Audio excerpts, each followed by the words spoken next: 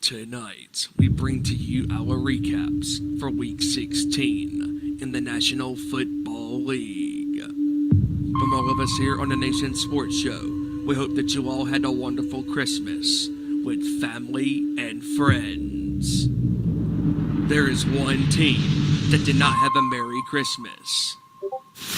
The Denver Broncos. Tonight, we also bring to you our score predictions for Week 17's games. With the season winding down, only a few more playoff spots remain in the NFC and the AFC. Who will claim them?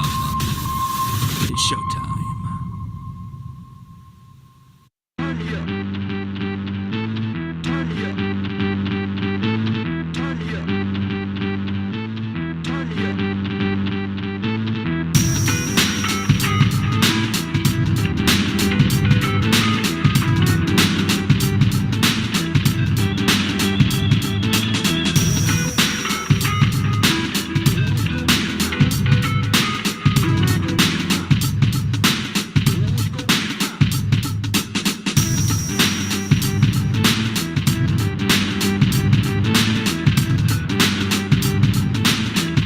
From the grid up to the court, talking all that is sport, breaking down the latest news, scores, and more.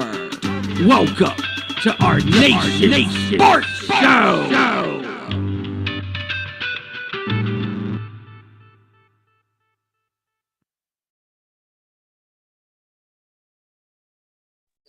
All right, here we go. Let's do it, folks. It is Tuesday once again, and you know what that means. It is another great edition of our Nation Sports Show. We are live with y'all here on YouTube. What's going on? I'm Ezra here, and we thank you guys for joining us here tonight. Oh, man, we got an action-packed show after a wild weekend of the sports. Of course, we will all, like we said in the intro, we all like to wish you hopefully a Merry Christmas and, of course, a Happy New Year. We hope you all enjoy the holidays. We hope you all did whatever you needed to do and got everything that you wanted, and we hope you all did it safe.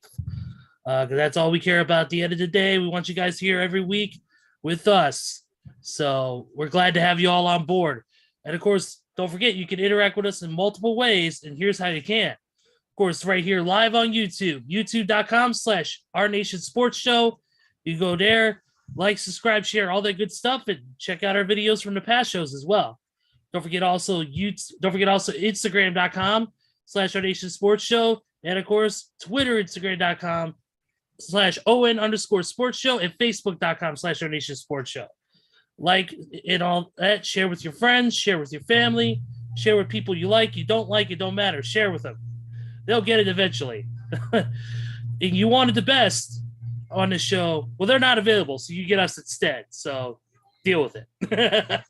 But I love you. But we're here. We're ready to rock. Let's introduce the crew tonight. And unfortunately, our buddy, Mr. KR Kevin Rory, is not here. He's dealing with a personal issue, so we wish him the best. And hopefully, he'll be back with us next week. But we got with us a guy who hasn't been on in a little while, but he's here, the host of one of our favorite programs, Nation Night Fights, as well as the producer of our theme song here on this show. Other than our boy, HJM, HiJacker Mike. What's up, brother? What's up, bro? How y'all doing tonight, man? It's good to be back in the co-host seat with y'all for a minute. Even though I'll only be here for about an hour and 20 minutes or so, but at least jump back in the saddle with y'all and talk a little sports because life has been a little hectic and crazy out here with the election and running. And now it's time to slow down and start enjoying what I like enjoying again. Absolutely, brother. We're glad to have you. And thank you for joining us this week, man, as always. Definitely. All right, man. Next up on the list here, we got with us our good buddy here who looks like in a brand new chair. Either that or he just moved to a different closet. I don't know which one, but the one, the only Joey Thornton. What's up, buddy?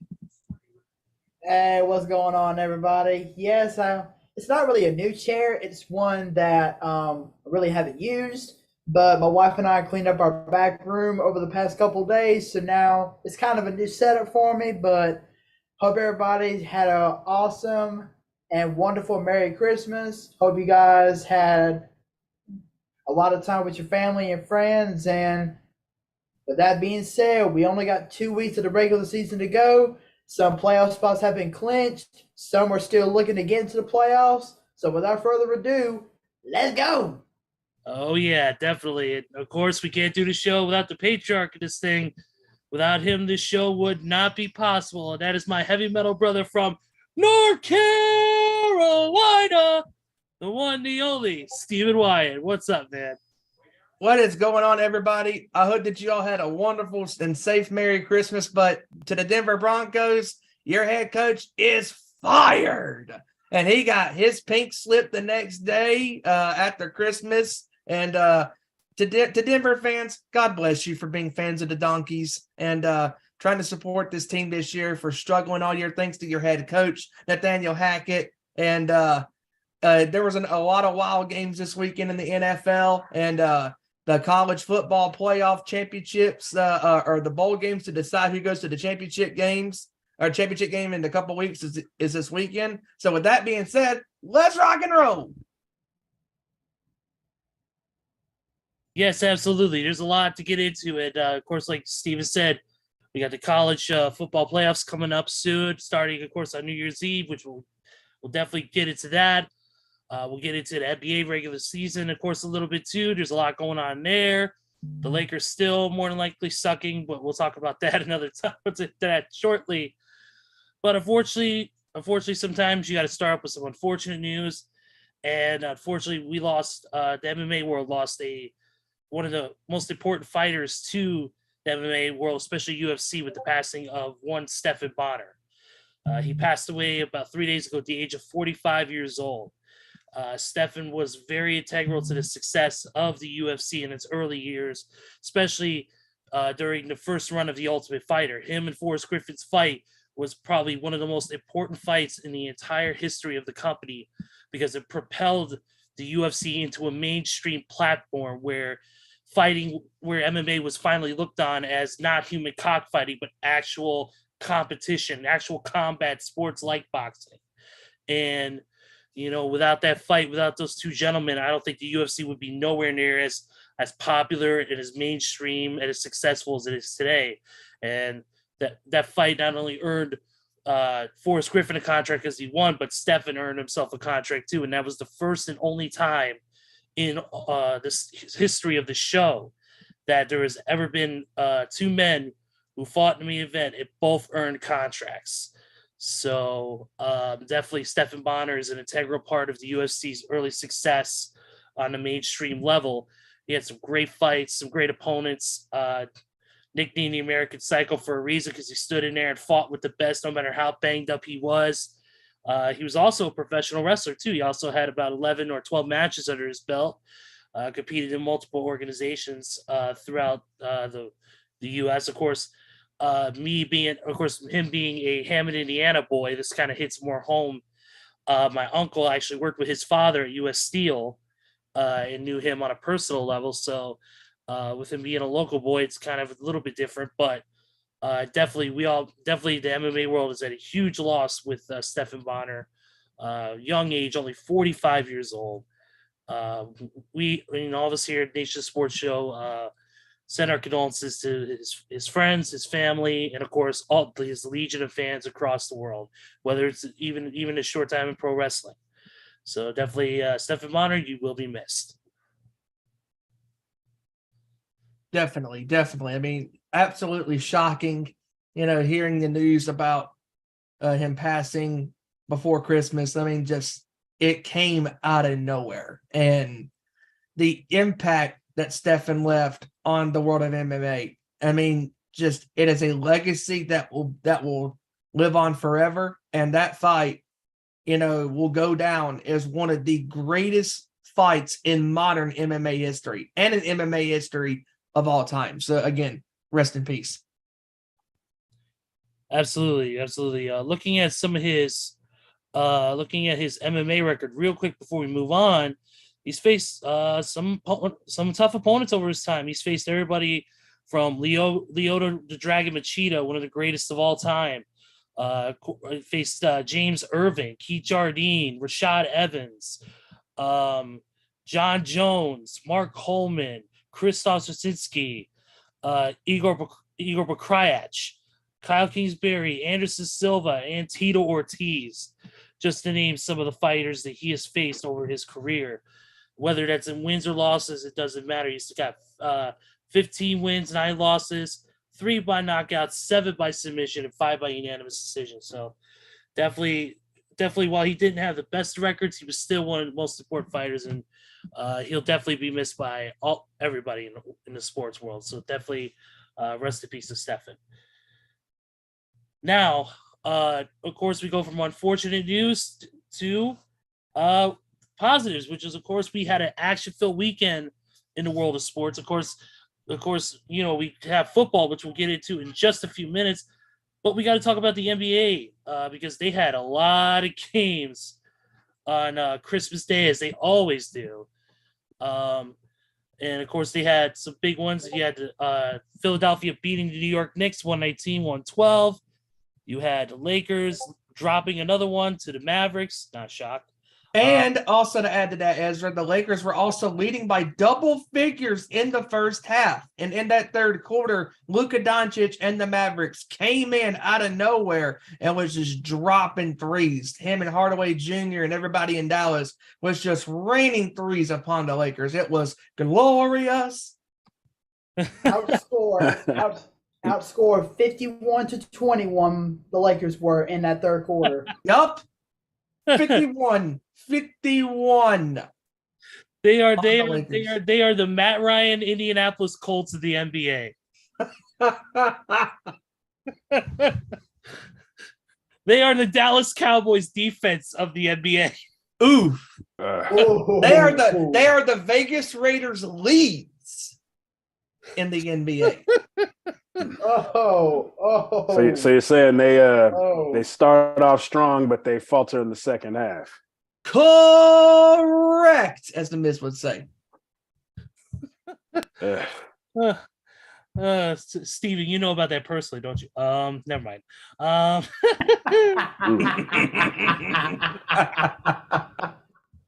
And the fun begins. But also, the Celtics absolutely took care of business against Milwaukee at a finals conference rematch, 139-118. Absolute barn burner. Jason Tatum had 41 in that game.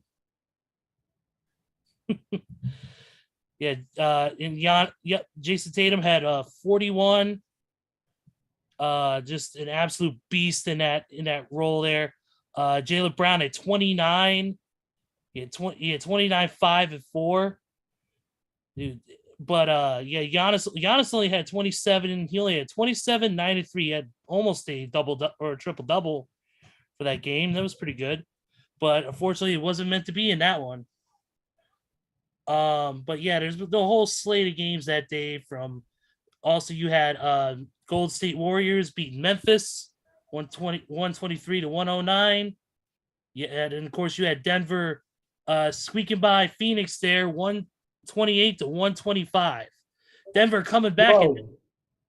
Denver was coming back in that one, man. Denver was down. I think that was a really good game. I mean, it turned out to be a really good game. I mean, Nikola Jokic is just, my goodness. I mean, he is once again playing at a MVP caliber level. I mean, the Denver Nuggets, as of right now, are sitting in sole position as the top seed in the Western Conference, and they are playing like it. I mean, to come back against Phoenix with Chris Paul and Devin Booker playing at an all-time high, I mean, that was a much-needed victory for the Nuggets. I mean, and I know it's early on, but sometimes those Christmas games are deciding games as well, to decide how the rest of the season is going to go. I mean, because Denver is they're playing some really good ball. And also as the Celtics. I mean, the Boston Celtics, when the season before the season started, we all thought that the Celtics were going to falter, with Ime Udoka, with the accusations and him being fired and let go, and we were thinking, oh, what is this team going to do? And we all thought that Golden State, having the weapons that they have on offense and the defensive side of the ball, we thought that, I mean, we thought that Golden State was going to continue their championship medal, but they haven't. They're like 11th in the West. I mean, and the tables have turned, in the NBA. I mean, the Nuggets are number 1 in the West, and I mean, Phoenix is not too far behind. The Clippers aren't far behind. I mean, the Grizzlies. I mean, there's just a lot. The competition in the West is thickening, and then obviously in the East, you got the Celtics and the Bucks at the top of the East. I mean, they're just Giannis and Tatum and Brown. The West again is, to me, is still the toughest conference in the NBA, but any team can get hot. You have to string a couple of victories here and there, and you're on a roll. But I know down there in the Bay Area, Mike. I mean, I imagine, as a Golden State fan, like, people were talking about this team was going to do something special, because if we always remember with Golden State, they always, come out, swinging, and dominating, but that hasn't happened. And Stephen Curry's is going to be out for a full month with the injury. Yeah, there should be guys that should be stepping in for Curry, like Poole. Poole should definitely be able to step in for Curry with his play and the way he comes off the bench when Curry's in the season, playing. Mm-hmm. But the loss of GP2 and Otto Porter Jr. was pretty much devastating, because right now Kuminga's not picking it up. He's not even really getting playing time. Now he's in there now, but when Curry was still around, he wasn't getting the playing time he should have, in my opinion. That guy's a beast in the paint. He can get to the hole. You got to get stronger. You got to get these guys more playing time. Right now, these guys are getting playing time. So I think that game against Memphis was a statement. Once these guys start playing together, I don't see the Warriors doing much this year. They may make the playoffs and get maybe a 7 or 8 seed possibly, but I see them coming back next year with this core they're training to get through. But then there's also grumblings of a possible trade for a big name player, like possibly Kevin Durant coming back. Not a big fan of. We had our go around with them, just let it be. We don't need that back again. We need a depth on the bench like we had last year. Because that's the problem with Golden State. Because, I mean, when you look at this championship team from this past season, the strength in numbers analogy came into full effect, because Poole and Wiggins and, those two led the charge along with Gary Payton II. I mean, Gary Payton II took his dad's genes as far as being a hell of a defender and being very pesky against opposing guards and forwards. And he got nasty down there on the defensive side of the ball, and not having him there, that's a huge loss. I mean, that is a huge anchor on your bench, because you need to have that anchor on the bench on the defensive side of the basketball to help you get victories and stuff. And I mean, and right now, Golden State, I mean, to be honest with you, I really think that the drama with Green in the offseason has played somewhat of a factor in this, because when you're going at the young kid who didn't do nothing wrong, because Green was the first one that swung, and I'll still never let that down, because Green's attitude in the offseason back in September before the season even started, that right there, we should have seen it coming, but we didn't.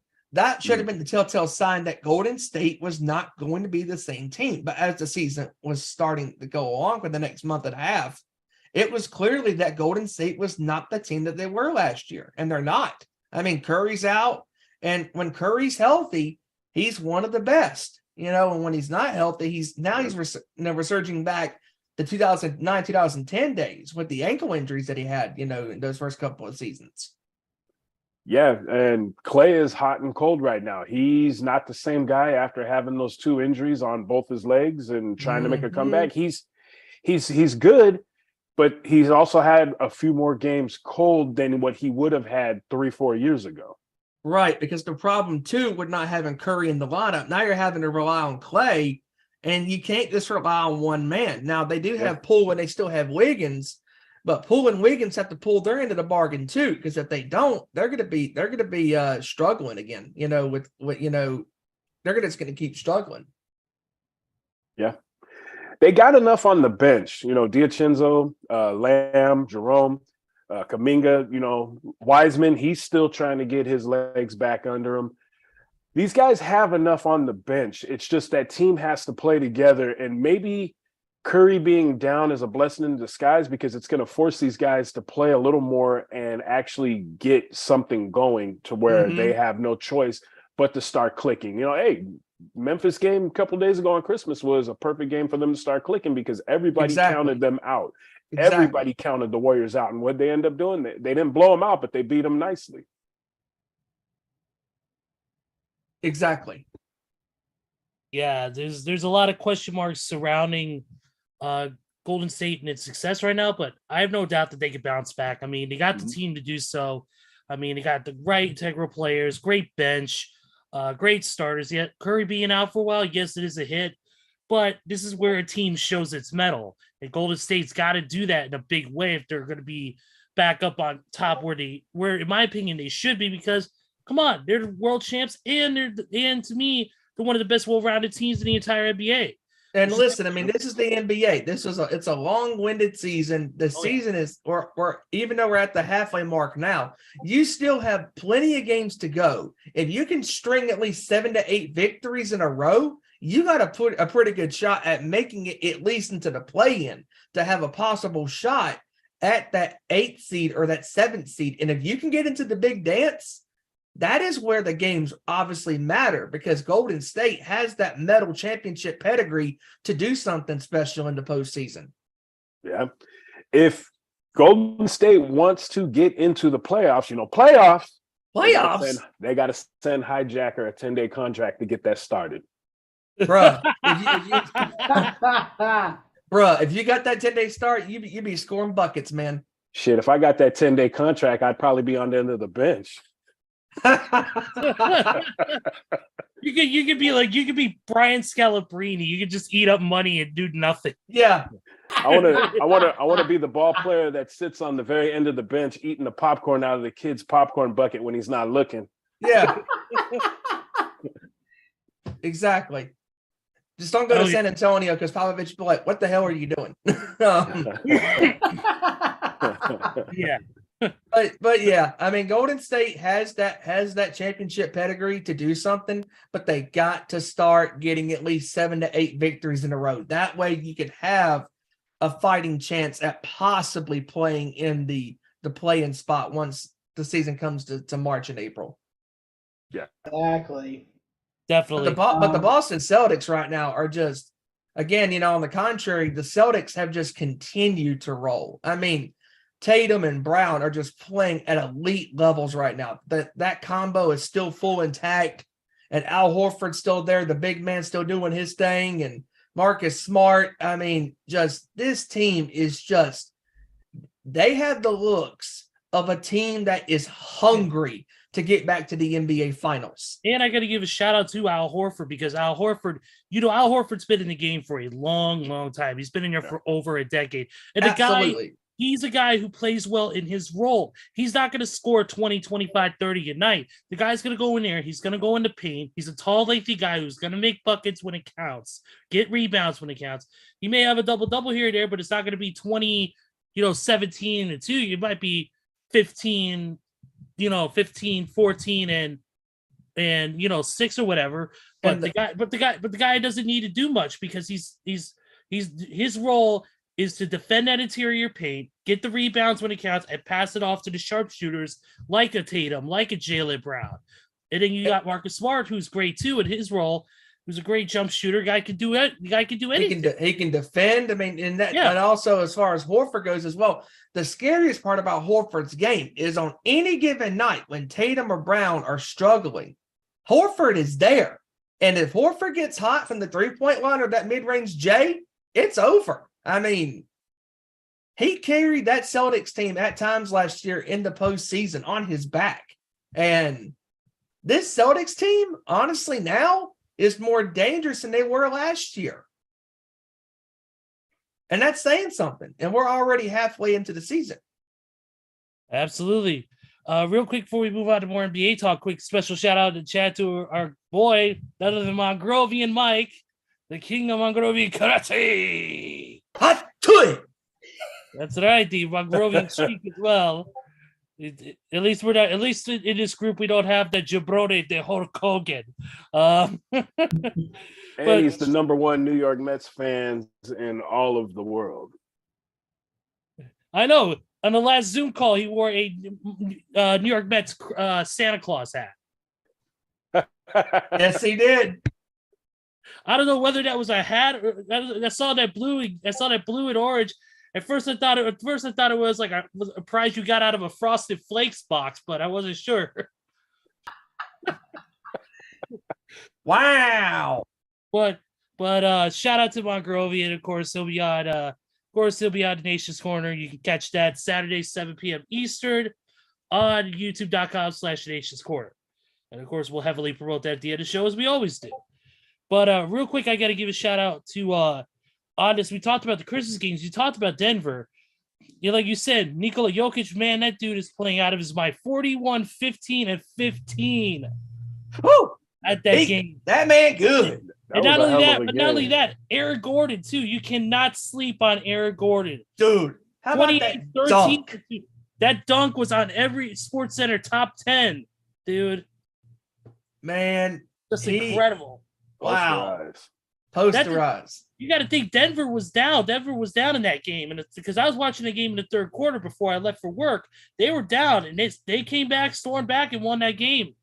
Mm-hmm. And that dunk, man, there was that was initially called an offensive foul, and thankfully they went back and reviewed it, because if that would have came back as an offensive foul turnover for Denver, that arena would have lost their collective minds and would have booed the referees. But thankfully that play stood, and it was one of the most highlight reel of dunks you will ever see in basketball. And Gordon got asked after the game, "Hey, are you going to go back to the dunk contest after that kind of a dunk?" He was like, "No, maybe." I'm like, "Dude, you should, because that was one hell of a dunk."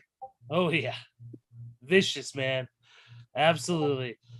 Get into a couple quick news notes because there is NBA stuff going on right now. But real quick, Kevin Durant has passed Tim Duncan for 15th on the all-time scoring list and Kobe Bryant in made three-pointers. So, yeah. Speaking of teams that's been on a hot streak, how about the Brooklyn Nets winning, what is it, like 8 or 9 in a row? Brooklyn Nets have somehow turned this season around. They've really found the formula that works, and they've done an incredible job with it. I mean, they're up to third place right now in the Eastern Conference. Absolutely. So is that safe to say Kyrie may not be going anywhere? Yes, so. Oh, by the way, HiJacker, I got to tell you that funny story. I read on Legion Hoops on their Twitter. I guess the troll Kyrie, I think it was at Madison Square, or it might be TD Garden. They because of Kyrie's beliefs, what they did was they put up a globe spinning with a happy Hanukkah sign back behind him as he was shooting free throws. Okay. Trolling him a little bit. What goes around comes around, gentlemen. For sure.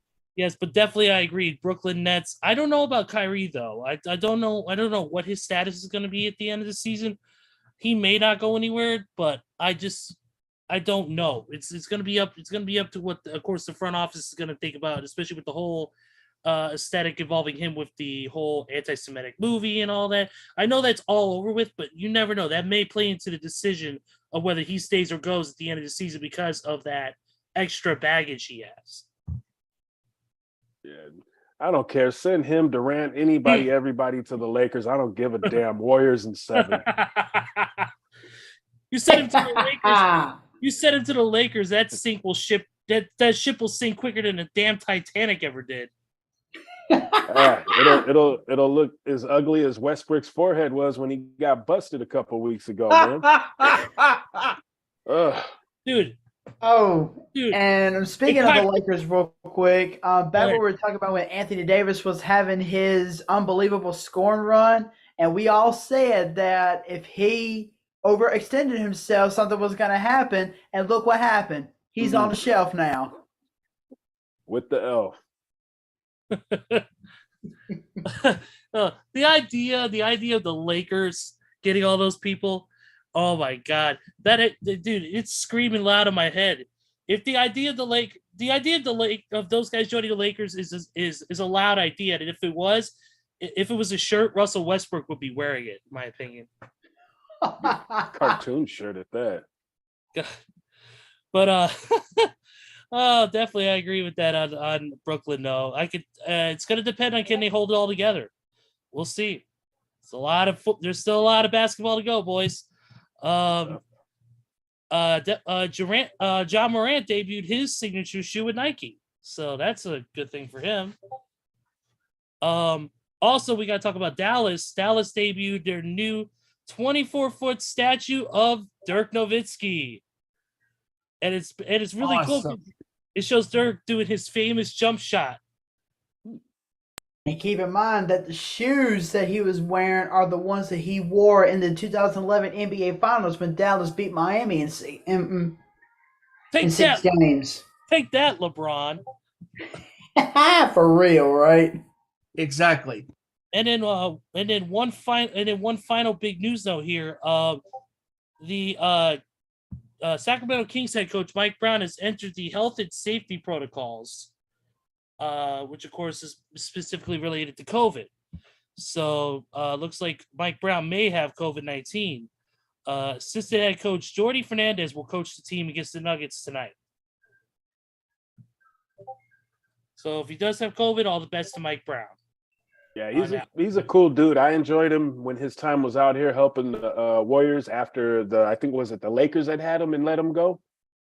Yes. Yeah, and then he came to Golden State, and he was a big piece of the championship runs that we had before, COVID hit and things shut down. And then congrats to him getting the job with Sacramento. He's helped turn it around because they had a 7-game win streak out there. So, God bless him and hope everything's good and he gets back to healthy on that bench for that team because they need him. Oh, yeah, absolutely.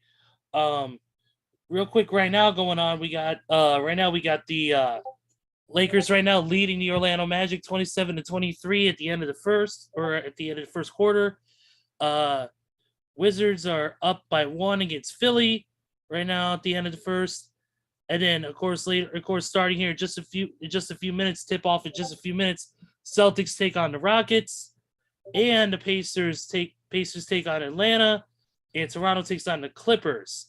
And then at 8 Eastern, we got the Grizz taking on the Suns, the Thunder taking on the Spurs, and then we got later on also Dallas, New York, Golden State, Charlotte, Kings, and the Nuggets. All games tonight. Of course, check your local listings for all those games tonight, wherever it is in your market. So some good NBA action tonight. But we got to get into what we came here to talk about, and that is the NFL, of course. Before we get into the scores and everything from the Christmas Day break, we got to talk about, of course, the big news that dropped today, and that is J.J. Watt announced on his social media that he is going to be retiring after the next 2 games.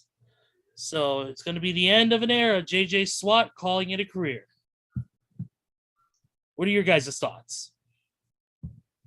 I mean, honestly, there's a lot that J.J. Watt has done for the game of football. I mean, even though he was never able to be on a team that has won a Super Bowl, J.J. Watt has done a lot on the defensive aspect of the ball. And with him, his wife just given birth to their first son or their first child. I can understand why J.J. Watt wants to retire because he wants to focus on being a father. And honestly, whenever professional athletes become fathers or mothers, it completely changes their aspect, not only from their player's perspective, but on life as well. So I understand completely why J.J. Watt wants to call it a career because he wants to focus on being a father. So all my respect and all my kudos go out to J.J. Watt for having an awesome career and for taking that next step to be an awesome father. So all my respect to you, man. I mean, J.J. Watt is one of the greatest big guys to play the sport of professional American football. I mean, he is such a physical specimen on that field. What made him so great as a defender is the fact that not only could he get sacks, could he tackle, but he could also, get into the passing lanes too. And he got a couple of picks here and there. He could deflect passes, knock them down. He was a leader, a real true leader. He's 33 years old, and all my respects go to him because he has carved out one hell of a resume, a great career, and he will be an awesome father to his children. Yeah, he was a good sack master. He chased quarterbacks down. He's probably one of the greatest we've seen, the best we've seen in the last 10, 12, 15 years. But well wishes to him and his future after the NFL. But don't do like a certain quarterback did, retire for a couple of months, dealt with home life, and came back. And now you're in a world of trouble. So good luck to that gentleman. Have fun. On to the next. By the way, special shout out to Randy Gyron's favorite player, Tom Brady.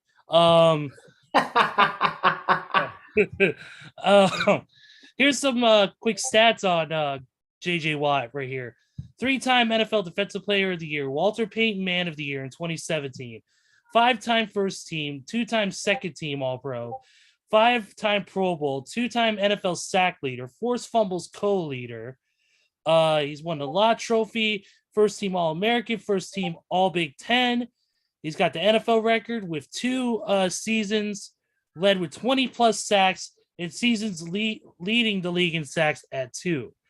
So far this year, so far since week 16, he's had 580 tackles, over almost 112 sacks, 69 pass deflections, 27 forced fumbles, 17 fumble recoveries, and 6 total touchdowns. Absolutely. He one of the guy who can light up an offense real quick and make them wish that they never messed with him. JJ Watt, truly one of the best defensive players in NFL history, and I have no doubt the guy will go into the Hall of Fame for sure. That guy is Hall of Fame worthy. And he should go quickly. They shouldn't wait 10, 15 years. This guy should go quickly. Exactly. The fact that he had a career of 10 years in the NFL and all that dominance that he had without even winning a Super Bowl, that's a very impressive resume to have. Because big men like him generally do not put up those numbers, but he did. He changed the game of a big man. Yes, on the 6'5", 288 pounds, and that guy is quick, absolutely quick as can be. A hybrid athlete for sure in that retrospect, but definitely all the best to JJ Watt, not only in the final games of his career, but also as a father as well. All the best to him as well. Just an absolute monster. I'll say that much. One of my favorite defensive players, going up there with of course, my number one will always be the great Brian Urlacher, number 54. Of course, that's me being a Bears fan, obviously. but yeah, definitely. And of course, the news that Steven mentioned it in his promo for the show, the hack got hacked. Nathaniel Hackett has been fired by the Denver Broncos. One of the worst, if not, in my opinion, it's the worst head coach signing to a team that got a quarterback for a crap ton of money that did not produce nothing. And the warning sign was the first game against the against the Seattle Seahawks on Monday Night Football. Against Seattle, Russell Wilson with a chance to win the game for Denver. No. Nathaniel Hackett decides to get conservative, not even go for it on 4th and 5 from Seattle's side of the field at the 45-yard line. That conservative call was the ultimate downfall of Nathaniel Hackett and the Denver Broncos. And week after week after week, Denver just kept on struggling on the offensive end. Now, their defense, pretty damn good, but their offense was their Achilles heel. And the ultimate embarrassment came not from the Colts and Broncos game from Thursday Night Football back on October 6th. That game absolutely was trash. But what was complete trash was Christmas Day. You getting absolutely lit up like a Christmas tree on downtown South Central Los Angeles at the hands of a third-string Baker Mayfield-led hungover world champion Los Angeles Rams. 51-14.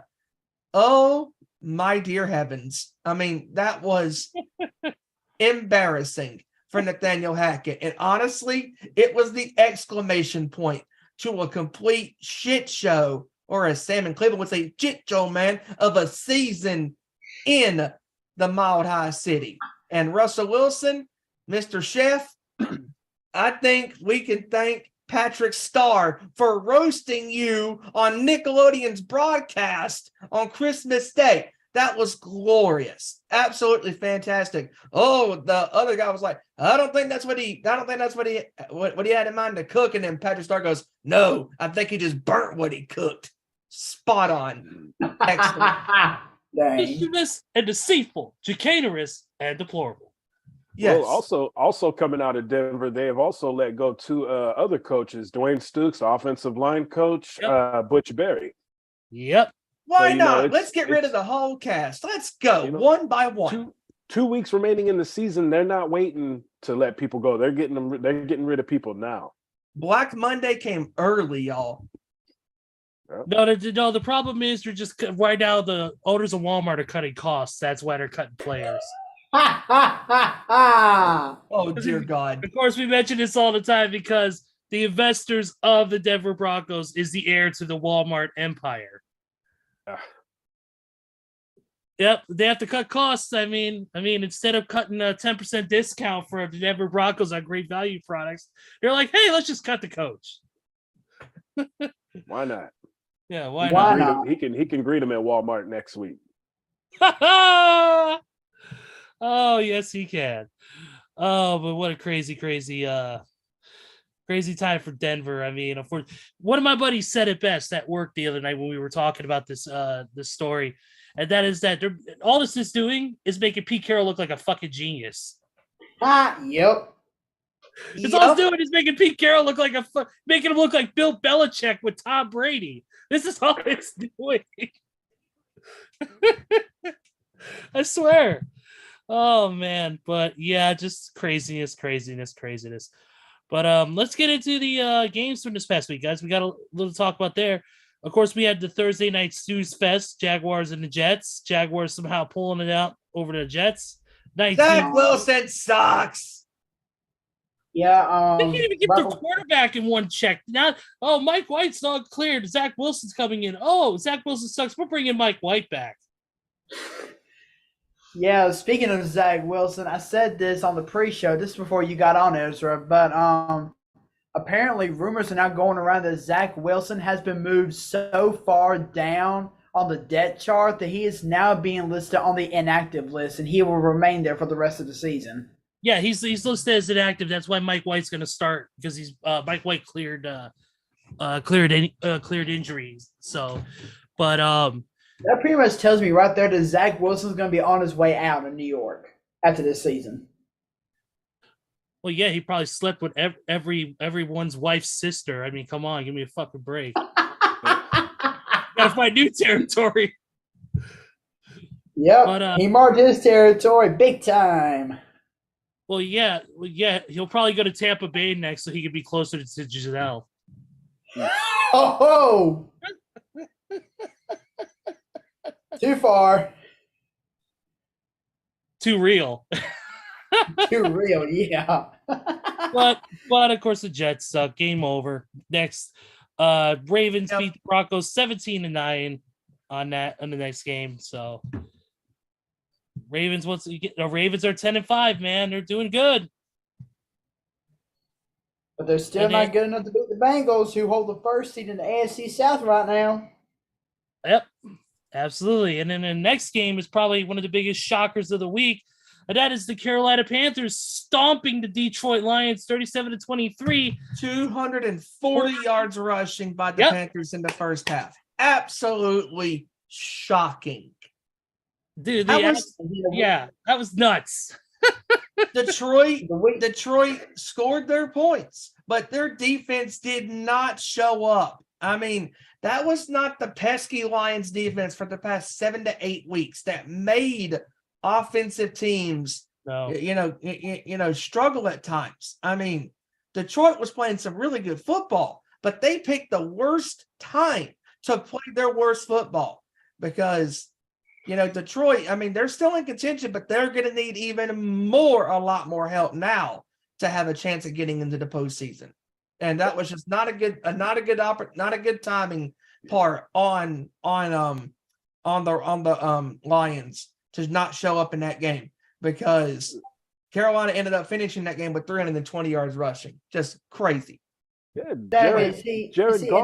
Jared Goff had one of his best games as a Lion. He threw he completed 25 out of 42 passes for 355 yards and 3 touchdowns with no picks. That right there is good enough to win in this league. Sure enough. But isn't it kind of interesting that the Panthers could not figure out how to run the ball against Pittsburgh the week before, but yet against Detroit, they completely blast out like cannons being fired as far as rushing yards. And I'm like, you got to be kidding me, man. What in the world? It's one of those games, like we said, anything can happen any given Sunday. In this case, it can happen any given Saturday. But man, the Panthers played out of their minds, like you said, 240 rushing yards. Just an amazing performance by the Panthers, who, let's be honest here, have not been the best.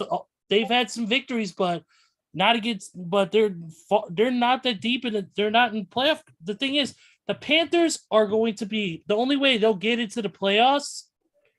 It's if I remember right, if they win, if they win out. If they win out, and I believe somebody loses their next 2 games. And also as well, if they beat the Buccaneers this Sunday, that right there puts them in the lead because they own the tiebreaker with the Bucs. Yes, they do. And we'll get to the Bucs in a few and talk about that game. Definitely. But yeah, the next game on the list, unfortunately, is my Bears dropping another one to this time to the Buffalo Bills, 35-13. I can tell you this much. I'll tell you this much. Justin Fields, despite all of the bullshit, despite the losses, he is the future for Chicago. That Justin Fields is so damn good at what he does. He has no offensive line. His receivers don't get. He doesn't have any good receivers. The team is injury riddled. I mean, on offense and especially defense. I mean, and of course, the trades we made this offseason were not exactly the greatest thing. Trading away Roquan Smith, Khalil Mack, and then of course losing Eddie Jackson to injury as well. That was a huge blow to our offense there. Eddie Jackson, one of our best defensive guys, and a guy who can get interceptions like it's no tomorrow. But just another disappointing loss for Chicago. This time, pretty much a blowout. Even though Chicago did score first on Buffalo and made them work for it, Buffalo still, of course, Josh Allen proving why he's one of the greatest out there. And Josh Allen, even though he didn't have exactly the greatest game. He threw 2 picks, had 2 interceptions, 172 yards on 15 and 26 passing. It was unfortunately, and Justin Fields didn't even throw any picks at all. Even though he only had 119 yards, it was 15 and 23. It was just a battle. It was just a defense, fumbles. It was a crazy game. Well, we'll get into another game that had a bunch of fumbles too, in a little bit too. We'll talk about that. The Saints beat the Browns 17-10. Both teams now tied at 6-9. Yep. And then the Chiefs taking out the Seattle Seahawks 24-10.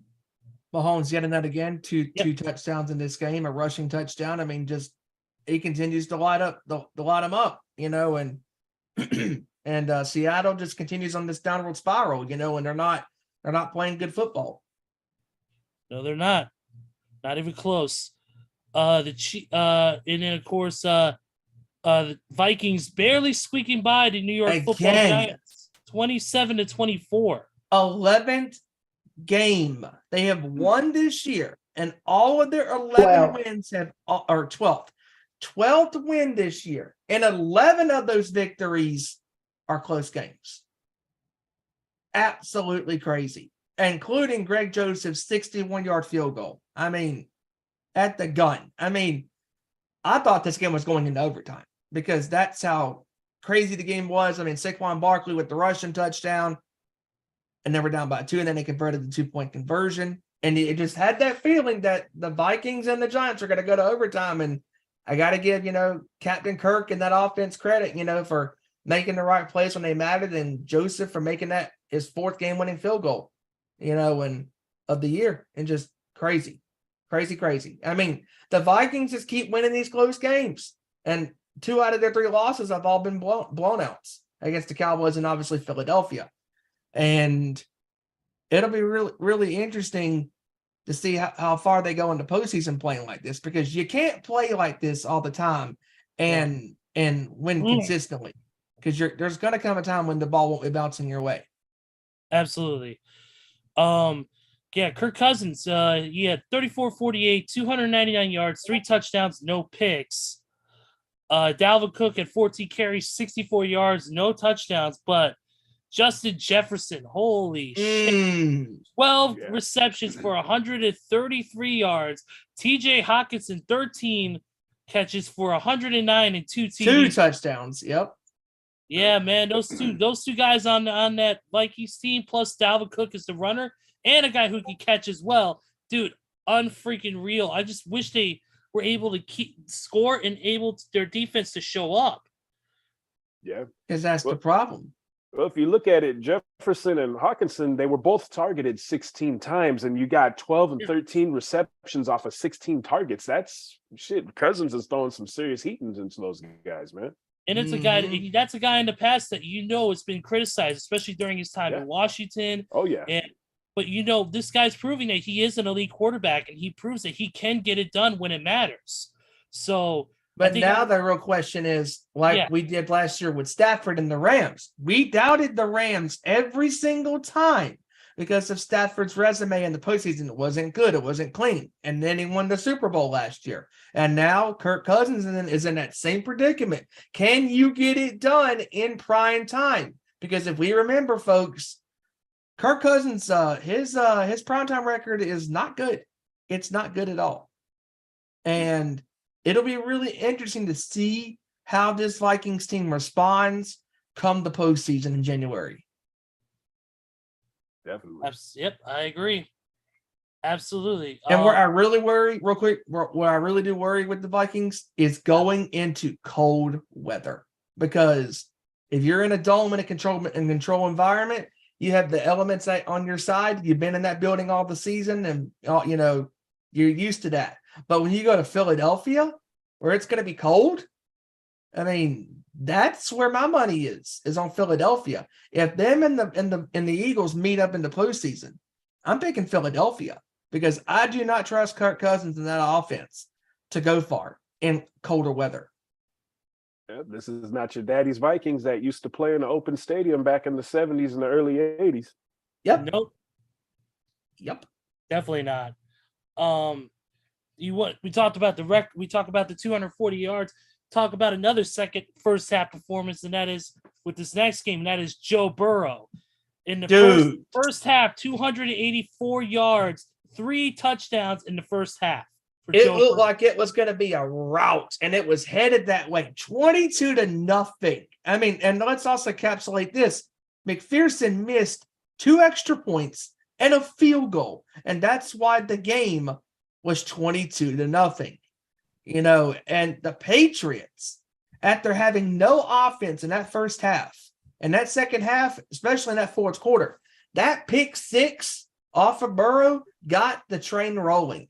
And they just came storming back in that final quarter. And they almost won.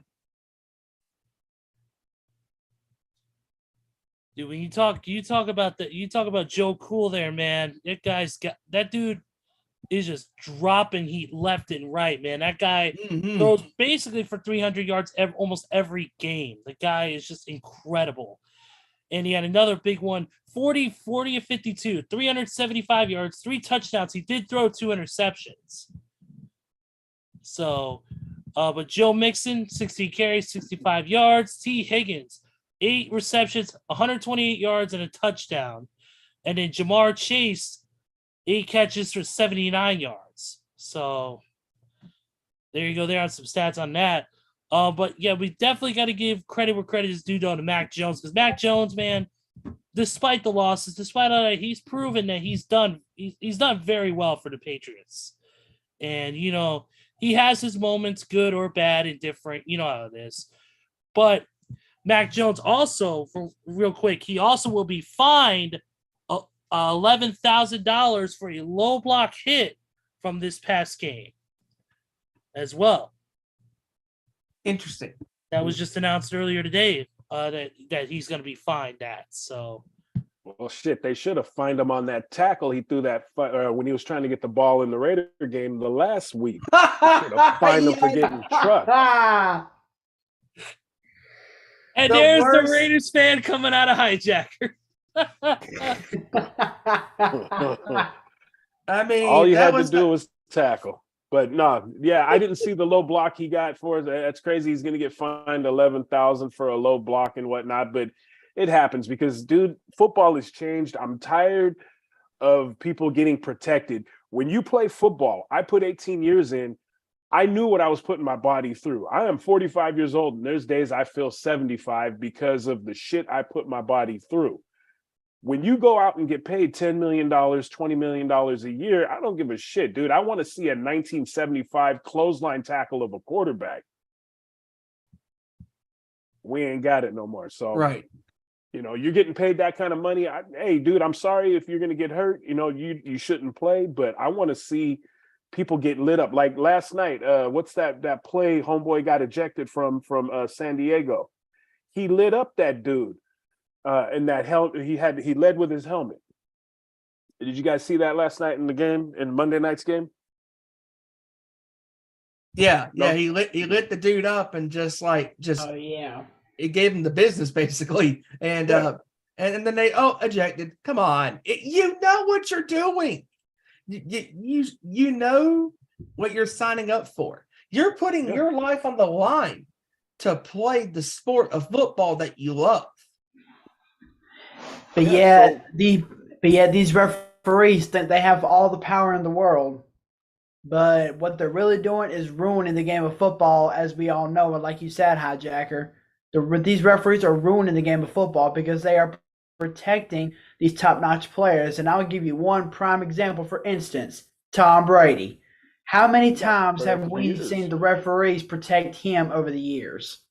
You see him get protected, but Drew Brees didn't get that same protection. Oh, not even close. Not even Peyton Manning got that kind of protection from the referees. No. Not even close.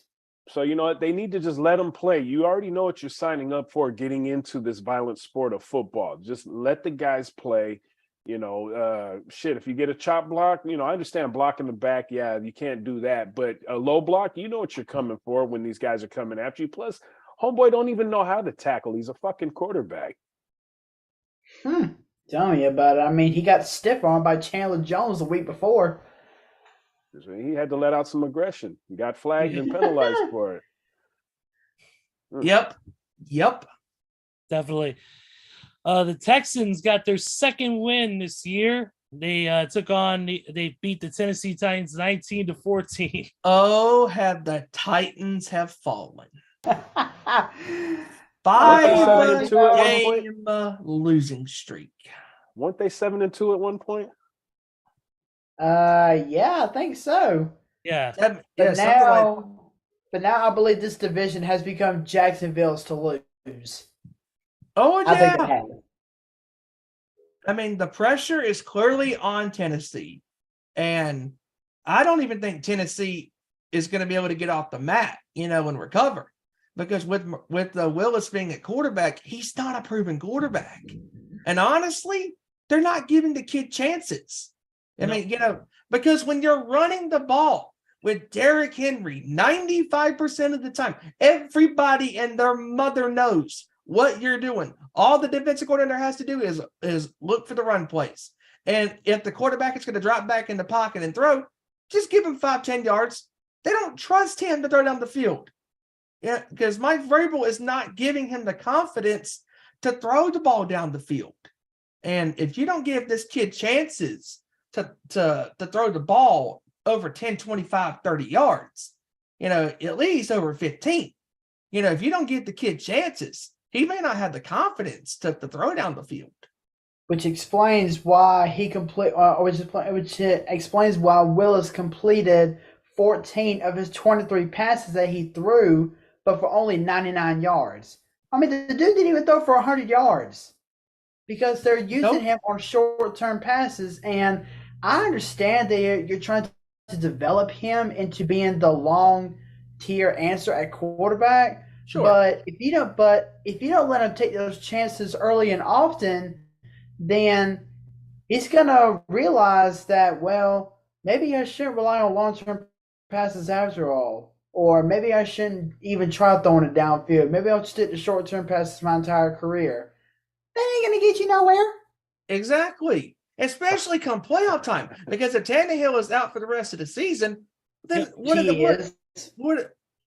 going to do now that he's out? Let's just throw that out there. If Tennessee makes the postseason, what the hell are they going to do with just running the ball? They're going to be a one team in or one team out. They're not going to go far. No. I have one name for him. Vince Young. Bring him back. Oh! Bring him back. Bring him back. That'd be a dream team, wouldn't it? Yeah, tell me about it. It's all good. It is a dream. The chance of Vince Young coming back to play again is like Michael Vick running the ASPCA. Oh no, you didn't go there. Wow. I drop heat on this show. Oh no, you didn't go there though. It's okay. It's okay. It's all right. Wow. It's okay. We're all fans of Michael Vick here anyway, so well, certain people are. Anyways, moving forward, we got next game is Joey. We send our condolences to your Commanders as they suffered a huge loss against the 49ers, 37-10. Hey, I expected it. I mean, I knew going into that game that we were going to struggle against San Francisco's #1 ranked defense in the NFL. Oh yeah. And we put up 20 points on them, with 6 of those coming from a returning Carson Wentz, which he did look kind of decent in that game, but still he sucks. But yeah, I was not expecting much. I mean, I knew we were going to lose that game before we even took the field because right now it's just hard to beat San Francisco. I mean, they've won 8 games in a row now? 8 games in a row. It's hard. I mean, it's hard to beat them, especially on their home field. So, yeah, I'm a little hurt, but we didn't lose our spot in the playoffs. So that tie is definitely helping now. Well, Washington, bring on Deshaun Watson and the dog pound next week. Well, Washington started off strong in this game. They were holding their own. At halftime, it was tied at 7, and I was watching the game out here, and I'm thinking, okay, dude, you know what? This is going to be a game. But then San Francisco did their thing. I'm sorry, Santa Clara.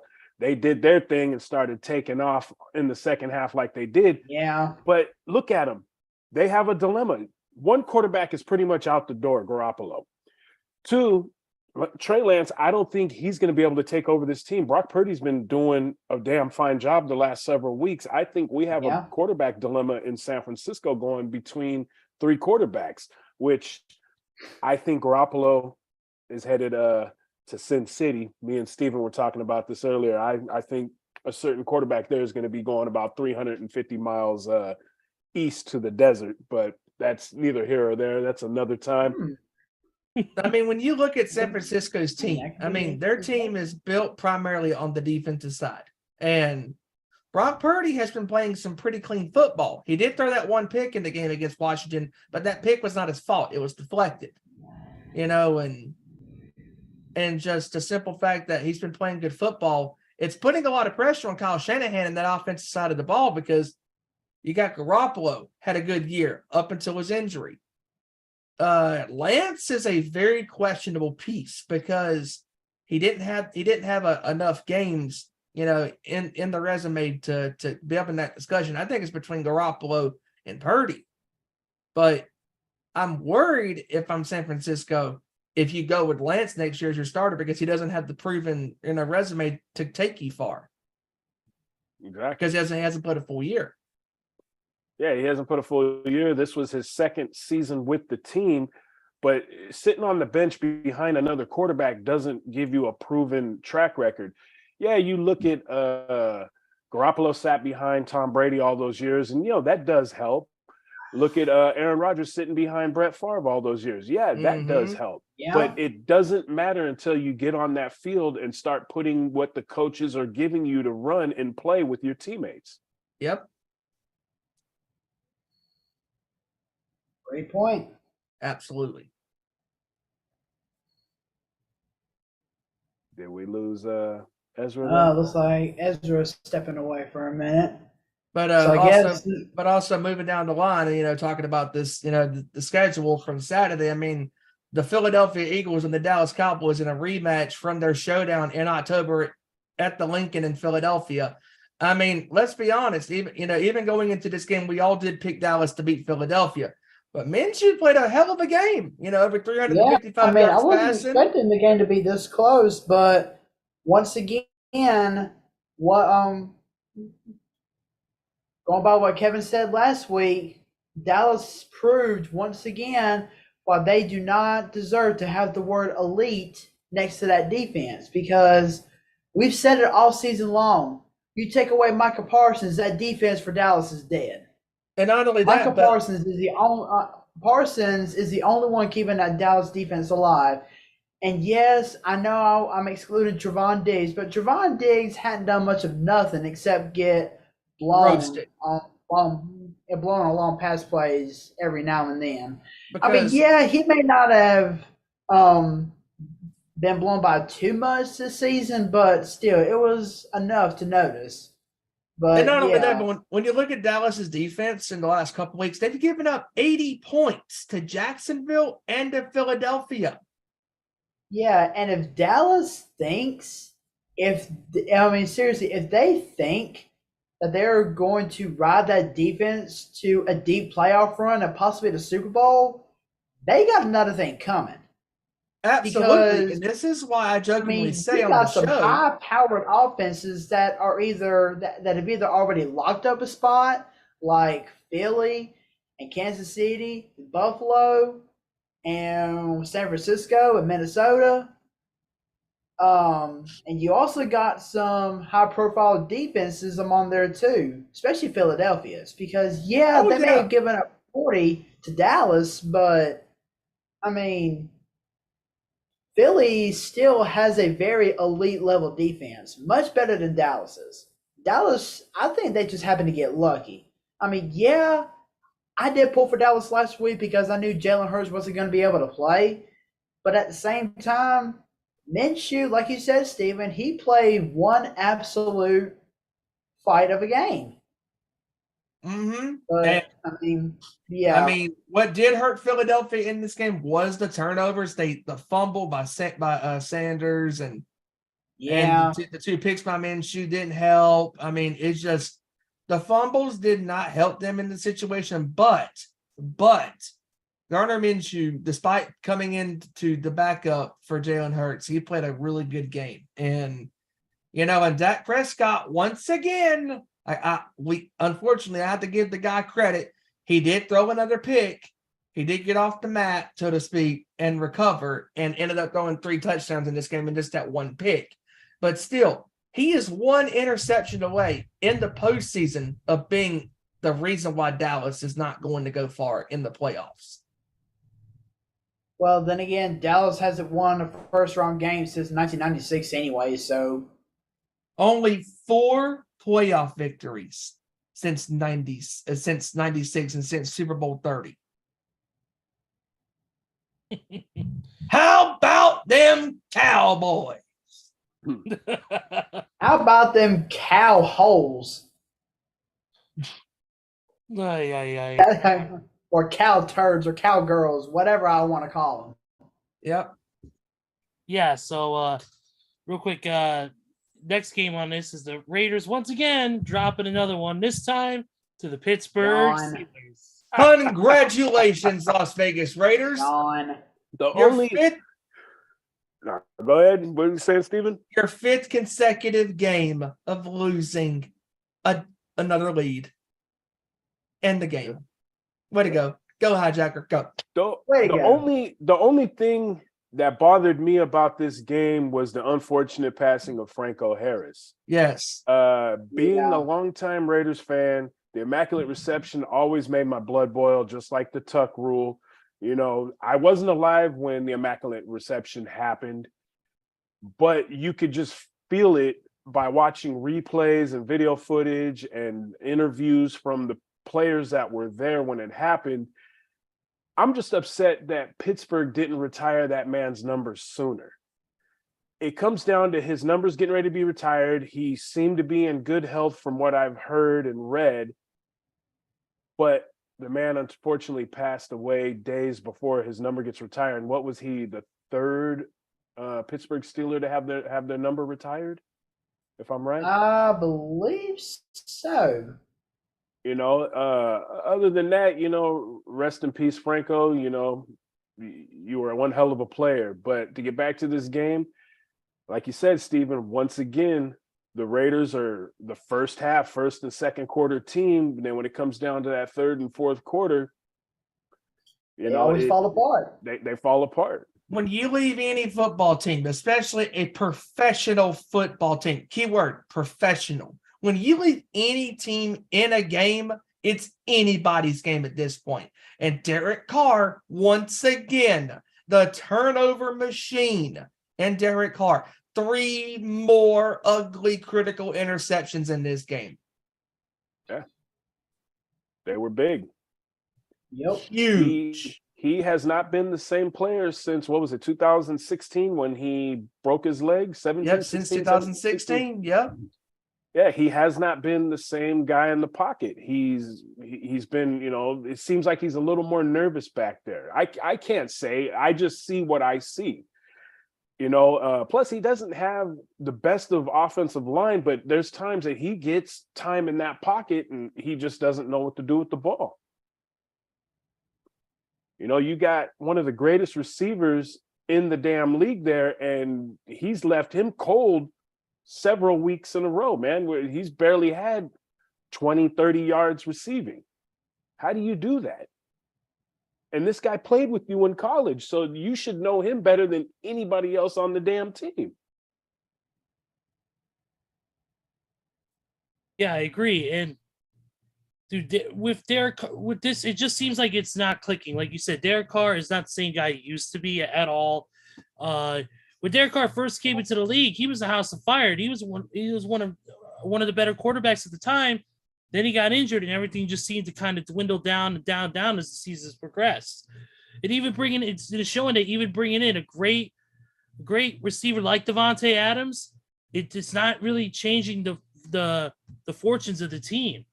And especially with Josh McDaniels at the helm, who unfortunately they can't fire him financially.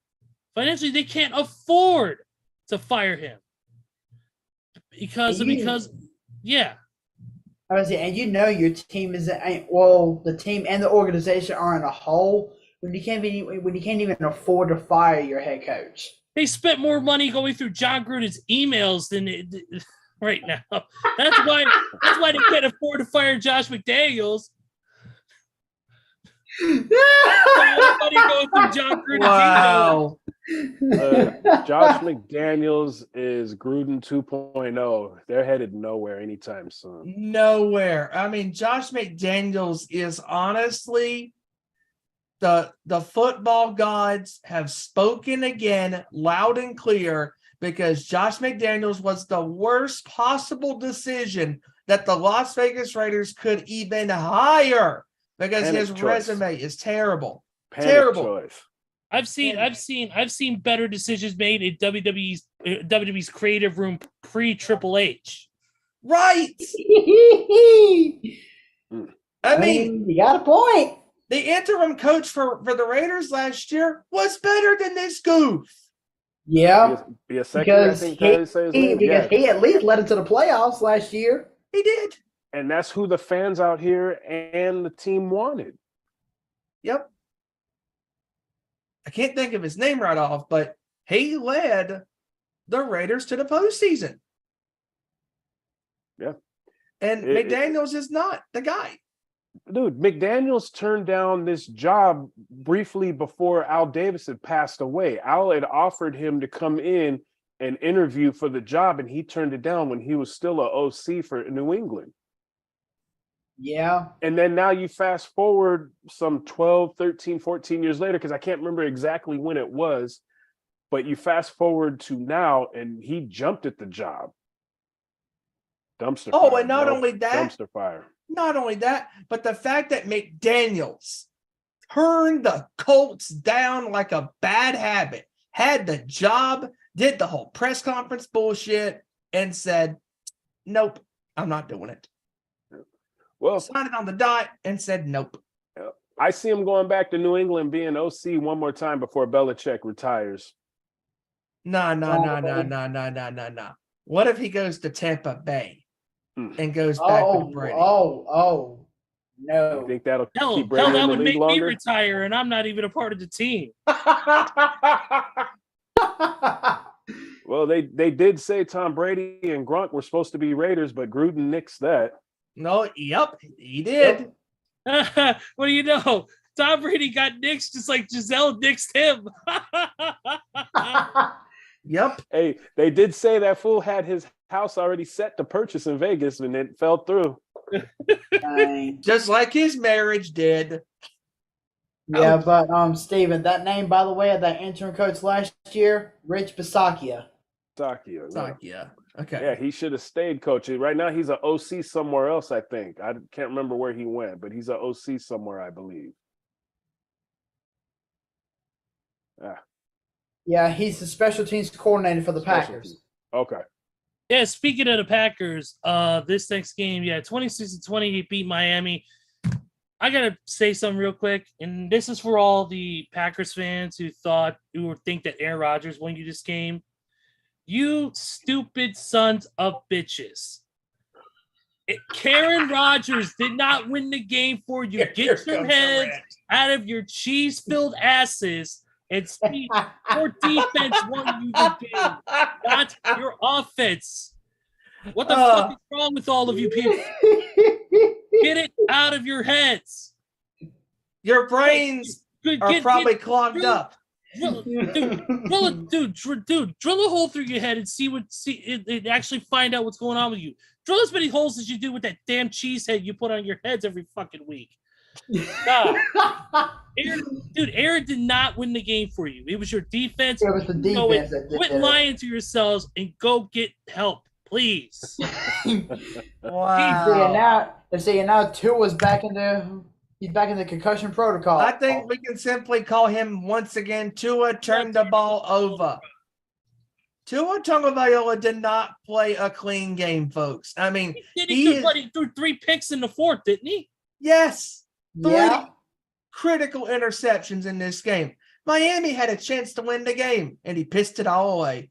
Congratulations. I sat up and watched that game. I wish the turkey would have put me back to sleep at the fourth quarter.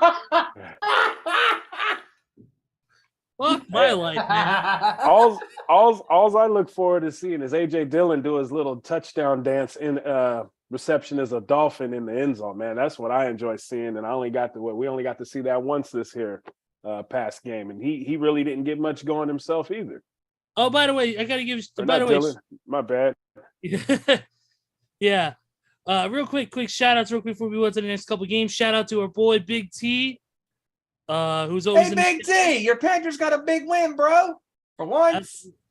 Absolutely. And we got to give a shout out to our boy Randy's father, William. How you doing, sir? Glad you're joining us. Thank you once again. Absolutely. But yeah, definitely just it was a horrible game for Miami, especially that they were doing good up until that fourth quarter, and just They were up by 10. They were up 10. by 10 and they blew it. And they blew it. Yep, they blew Tonga it. Viola had those 3 picks, and it was a downfall. I wish Aaron messed up, man. I know. I know, right? Ugh. I mean, and also Green Bay, real quick, has that slim chance because the Giants, the Seahawks. Well, here's the thing. Green Bay has to win out. Green Bay has to win out, and they gotta hope. I believe it is that they gotta hope that Tampa Bay. I think Tampa Bay and somebody else loses their next 2 games. They gotta hope, especially they gotta hope Detroit continues to lose. They have to hope that the Giants lose again, and especially Washington. That right there can help them. But They have right now a 37% chance to make the playoffs. Yeah, because see, I know they're going for the Commanders going into their game against Cleveland. In order for them to clinch the playoffs, the Commanders, they have to beat Cleveland, and they have to have Seattle lose, Detroit lose, and Green Bay either lose or tie. Yep. Hey. That's where it gets very dicey, especially in the NFC, because the AFC is pretty much locked up as far as all 7 teams. 6 spots have been clinched, and there's still one to go. But I hope Green Bay gets shredded like a bag of Sargento. But anyway, tell us how you really feel there, buddy. I mean,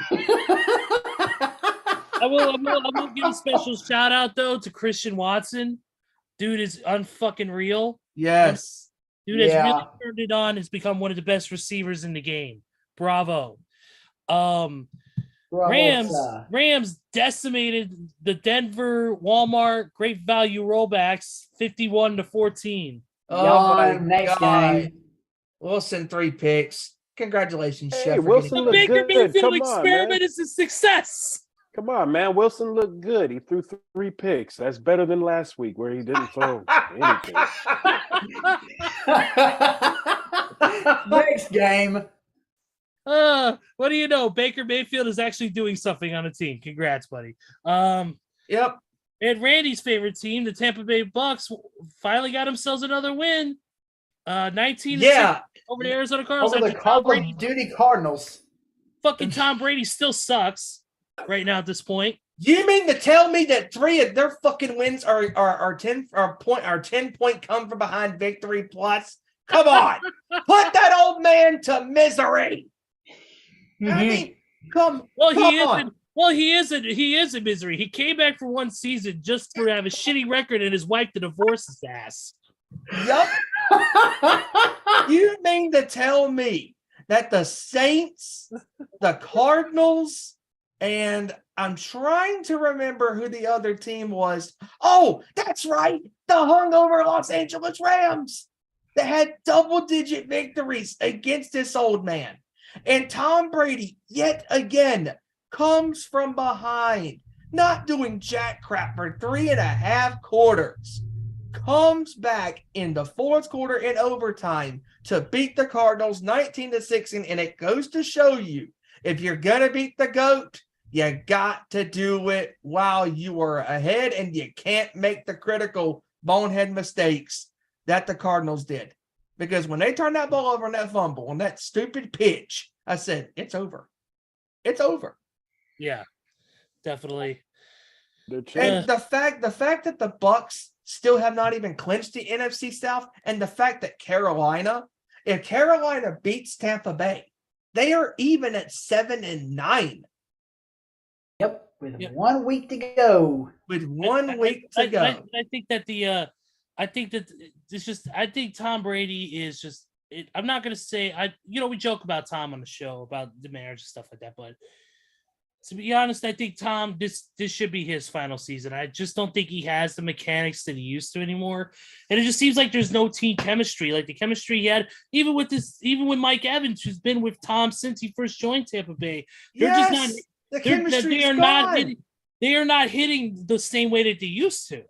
You see plays where he's missing Mike Evans on easy throws, and you see him where Mike Evans is out in the outfield, out there, running slants and routes, and he's throwing picks.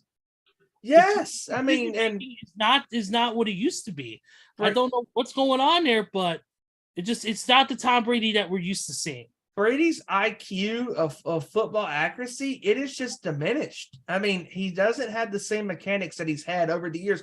Because let's be honest, if Brady would have retired last year after the first 2 years he had with the Bucs, taking the team to the Super Bowl, winning the Super Bowl, the first team to host a Super Bowl and win the big game on your home stadium field. And then the next year, he did a typical Brady fashion, led the league in passing yards and touchdowns. Yeah, they went out against the Rams, the eventual Super Bowl champions, 31-28. But that's nothing to sneeze at. That's a great career. I mean, you were one play away from going to the NFC Championship game again. And Brady should have hung it up. And I understand he has that mentality. Hey, if I've been playing great, I've been healthy for the most part. My play's been consistent. But Brady's, since the start of this season, he has not been the same player he's been since his first year with the Patriots. Nope. Yeah, we're watching him deteriorate in football aspects right Just in like front Peyton of us Manning all did. in one season. In Just one like season, it's not, the last couple of seasons he's had bad seasons where you sit there and say, oh crap, okay, maybe I need to retire. Right. He's defaulting, he's disintegrating all in one season right here in front of us. But guys, I got to roll. Thank you for allowing me to join you guys tonight. Yes, Hopefully sir. I'll be able to hit up more with you guys in the future. Absolutely, HiJacker. All right, bro. We appreciate it, brother, as always. All right, HiJacker. Peace All right, out, guys. bro. Later, man. Catch up with y'all soon, man. Yeah, All man. right, buddy. He's out of there. That was awesome. And I think what Mike is trying to say, Brady's season this year is like the balls deflating. I mean, he is not having a great season. I mean, it's not one of those seasons where last year it was diminishing, here and there. This is one full season. Hey, at least we don't have to worry about him getting at least we don't have to worry about him getting into the wild card round and it blowing it, kind of like the New York Mets did last year. Sorry, Elder. Because honestly, even though Brady's not having a great I don't know why I gotta take pot shots at that man. I haven't even come up with the gimmick yet for the fucking score prediction yet. So, all right, go ahead, Steven. Sorry. No, that was just too funny. Even if Brady gets if Brady and the Bucs do get into the postseason, Brady's dangerous. You get him in the playoffs, anything can happen. Anything. Yep. But we have to get there first. Because them and the Panthers are locked in, battling for that NFC South division. And they play this Sunday. Absolutely. Let's get this Monday night game because we got predictions and our moments to look at. Yep.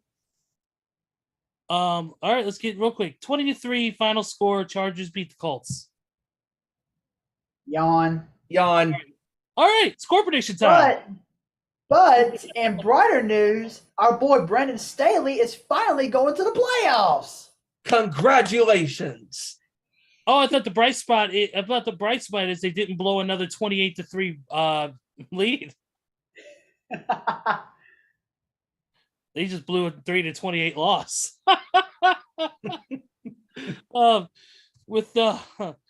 You know what? We're gonna do things a little differently. Let's start off with our top 5 moments. Actually, we're gonna take a break from the NFL and give it time to breathe. This is what we call teasing, folks. Yes. Yeah, we do. Yeah, we. Never mind. I got a joke for that, but it's not appropriate. I'm just gonna leave it at that. All right. My top 5 moments are literally coming off the top of my head because I did not make a effing list. Yeah. It's because that's just the way I am. I do things off the fly. But But definitely. Let's go ahead. Steven, why don't you go ahead and give your list first? So first I'll go with my honorable mentions, and obviously the big one for me was honorable mention. It just barely missed the list, but the Vikings' epic comeback against the Colts on December 17th. On any given Saturday, the Minnesota Vikings down 33-0 against Matt Ryan, and the Indianapolis Colts come from behind to beat the Colts 39-36 in the most epic comeback that you will ever see in NFL history on Greg Joseph's game-winning field goal. And now for my list. Number 5, it is the Kansas Jayhawks defeating the North Carolina Tar Heels in the 2022 National Men's Championship game on April the 4th of this year. I remember that game clear as day. Carolina was up 40-25. And in that second half, Kansas led an epic comeback to beat the Tar Heels and win the championship in that game. And congratulations to Kansas, defeating UNC in that game. And I think the Tar Heels during that game, boys, was a little hungover after they beat the Dookie Pukies in the Final Four, handing Coach K his final loss as a head coach. And number 4, I have Brian Cervantes' Houston Astros winning the World Series against the Philadelphia Phillies in 6 games, including that epic 3-run home blast by Alvarez, snapping, what was it, like a 0-100 or some odd number streak of without a single hit or a run. And he changed the momentum of that game. Philadelphia was up 1-0, and one swing of that bat single-handedly changed the game. Number 3, I have on my list, I have the Golden State Warriors defeating the Boston Celtics in the NBA Finals in 6 games. My number 2 moment, and this is where the games come in, my number 2 moment for 2022 is the epic game between the Minnesota Vikings and the Buffalo Bills. An awesome game. The Vikings ended up pulling that game out. They defeated the Bills in an epic clash. And then my number 1 moment for 2022 in the world of sports, it is the Kansas City Chiefs and the Buffalo Bills epic, historic playoff game in Arrowhead Stadium. The Chiefs beat the Bills to go to the AFC Championship game. Awesome game, and a game that we will be talking about for years to come. For me, this is kind of just a quick list here. Number 5, I definitely got to go with the Kansas Jayhawks winning the NCAA over North Carolina. I thought that was a huge game. Tar Heels looked to be set on winning that championship, but man, Kansas Jayhawks came in and proved that they were the tougher team, man. It's an absolute big win. Number 4, I got to go with Argentina winning the World Cup. Just an absolute, just amazing moment, defeating France in the finals. And not only that, Lionel Messi winning the World Cup for the first time ever in his 17th and final World Cup ever. So definitely big props to that for Messi fighting as hard as he has for the past 17 years, finally getting to the big dance and winning it all. Number 3, for me, I gotta say the Boston Celtics. I believe. Let's see. I'm trying to remember. It was the number 3. Number 3, I got to go with the Los Angeles Rams winning the Super Bowl. Nobody expected Matt Stafford to come in there, a guy who has been part of the Lions' unfortunate downfall for the past how many years. He comes in there with a team like that, with Aaron on his side, Aaron Donald himself. coming in there and Cooper Cup and Cooper Cup, and they just absolutely dominated, and they came in there and won the Super Bowl for the first time ever. Just an absolute clinic. And the fact that Stafford, all those years with Detroit, did not go far, only in the postseason twice, and did not win a single playoff game. Or he won one playoff, he didn't win a playoff game. Yeah, he didn't win a single game in the postseason up until the Rams. But the fact that he came into Los Angeles in his first year with the Rams and took that team to the Super Bowl, and not just took them to the big game, but won the big game against the Bengals 23-20 in that epic game. It was a great game, full of ebbs and flows. The Bengals had their shot, but at the end, only one team had to win and could win, and it was the Rams, and it was a great game. Absolutely. My number 2, I have to go with Golden State winning another NBA title. Just Gold State had the perfect formula at the time. The emergence of Andrew Wiggins and Jordan Poole and Looney, just an absolute dominant team, man. Just coming in there, you gotta think about that. You gotta think 3 championships. You gotta think that team won. Just incredible, absolute dominant team. And then I have to say at number 1 for me being an MMA fan, I have to go with Leon Edwards shocking the world and defeating the Nigerian Nightmare, Kamaru Usman, at UFC 275. Wow. Just an absolute shocking moment. Nobody saw that coming. Leon Edwards won with a head kick knockout. And I believe in that fight, he won the UFC championship at the time in their division. I believe it was the UFC. Yeah, he won the UFC welterweight championship from one of the most unstoppable fighters in that division with Usman. Just an incredible victory and an incredible moment in the world of MMA. And then, I know this is specifically sports, but I definitely want to give a special shout out in the world of pro wrestling on this. I would have to say, you talk about big moments. You talk about huge moments. To me, one of the biggest moments, Forbidden Door. Mm-hmm. I'll say that real quick. I'm not going to go into wrestling because I want to keep the sports because we still got the predictions to do. So, Joey, go ahead.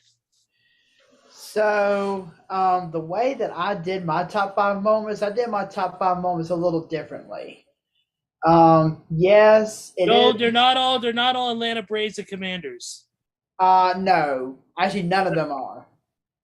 None of them are.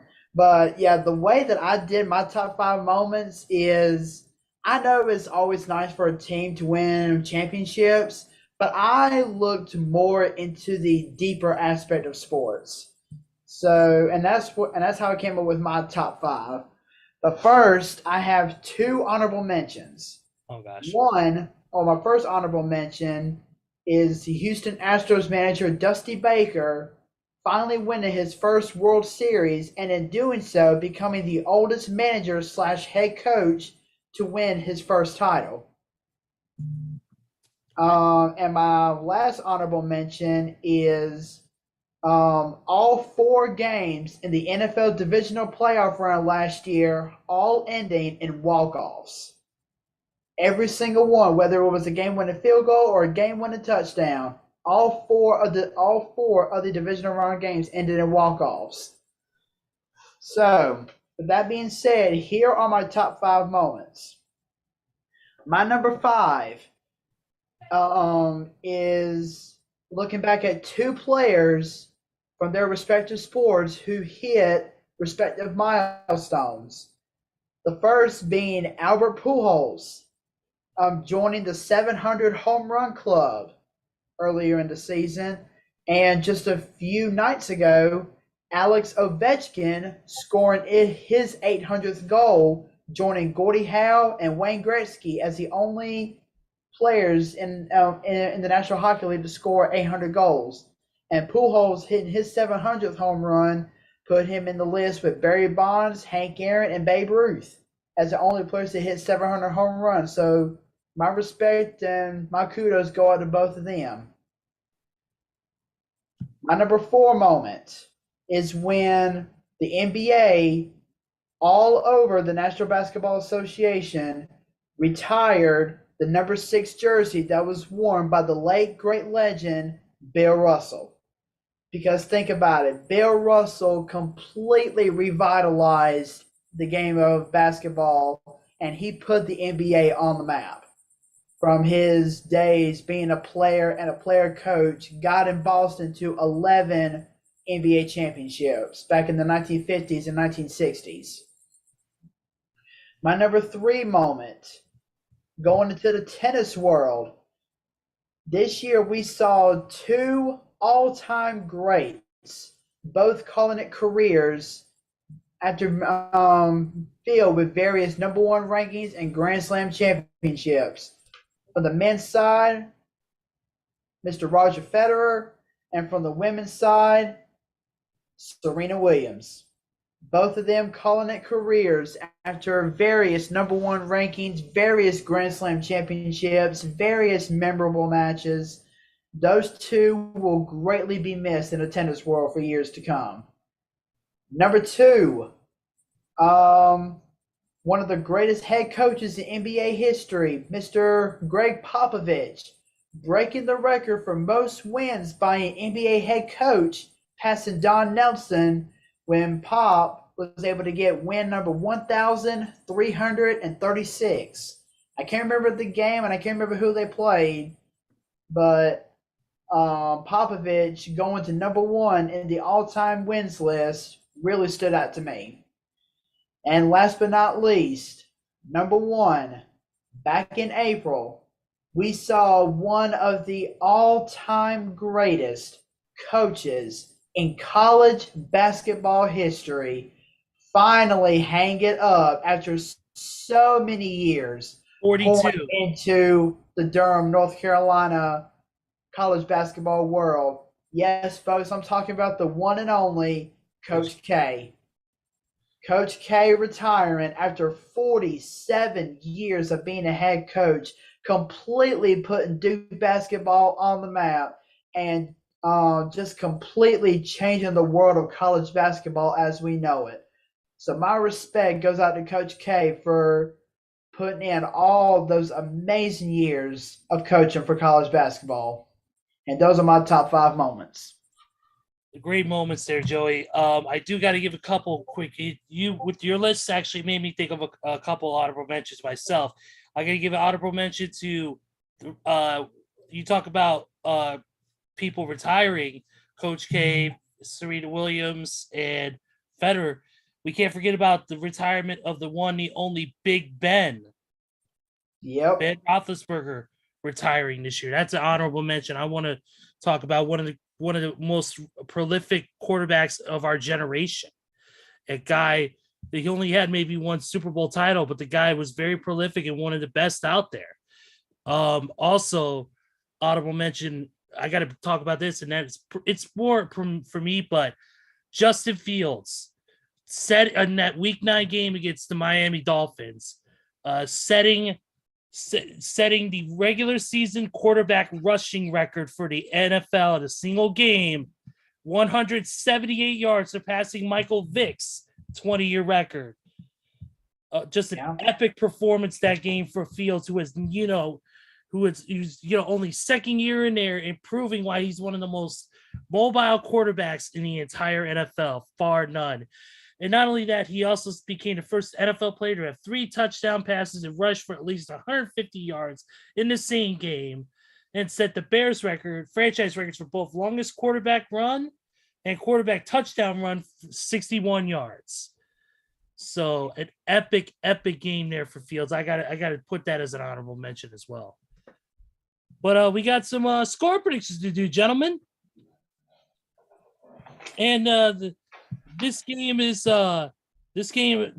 score predictions are are sponsored by the Mongrovian Chic Speaking album. If you want to get motivated and put that jabroni Hulk Hogan in the camel clutch, you just listen to he can motivate you to do anything.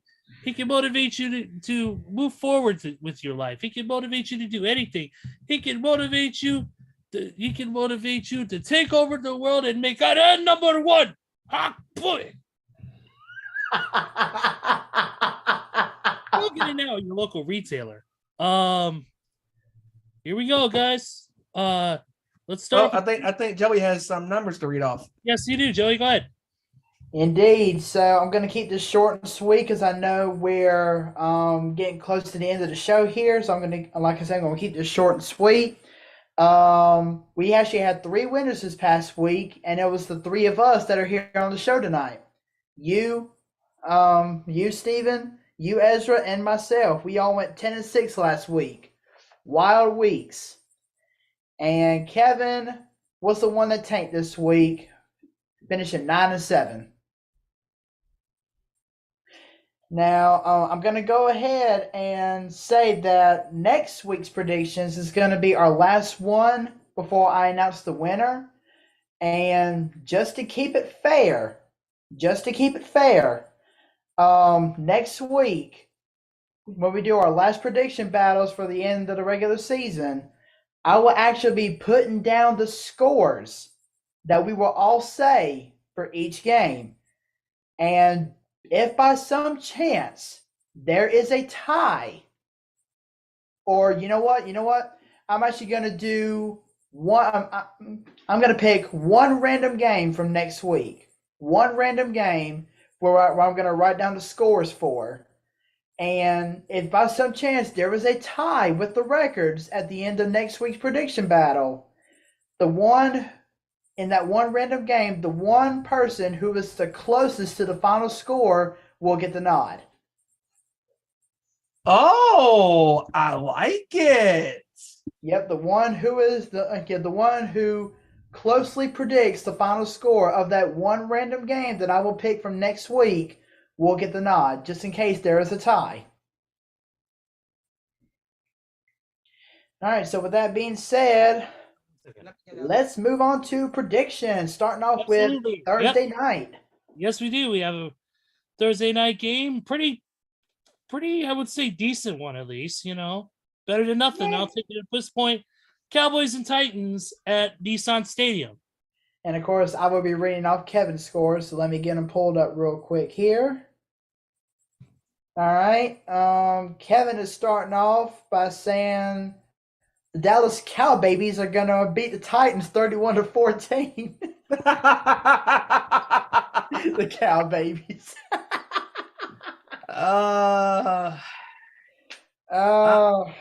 I'm going to go ahead and go with Dallas in this game. I don't feel good about it because I can't stand Dallas to save my life. But Tennessee has been looking really weak over the past few weeks. So give me Dallas. I'm going to go 27-13. I'm going to go with Dallas in this one. I'm going to go Dallas 24-16. Okay.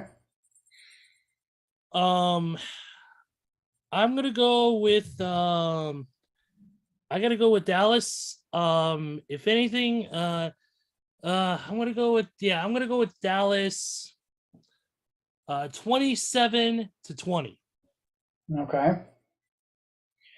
Next. All right, the next game on the list is going to be the Arizona Cardinals and the Atlanta Falcons kicking it off at the 1:00 game. All right. Kevin has Atlanta winning this one, but the way he has his score is he has the Dirty Birds over the Dead Birds 20-16. What? Yeah, the Dirty Birds, as in the Atlanta Falcons, beating Arizona, the Dead Birds 20-16. And I'm not gonna copy his exact score, but I'm gonna copy his prediction. I'm going to go with Atlanta at this one. I'm going to go Atlanta over Arizona 19-17. Unfortunately, I'm going to have to pick Atlanta. I don't feel good about it. I do not feel good about this. I'm going to go with Atlanta. I'm going to go 17-16. Okay. I gotta go. Yeah, I'm gonna go Atlanta.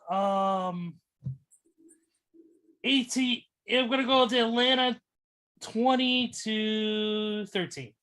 And before we continue, Joey, you were talking about Popovich's record-breaking game from this year. That team that they beat was the Utah Jazz on March the 11th.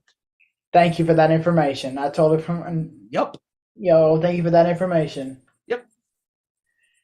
All right, moving on. All right.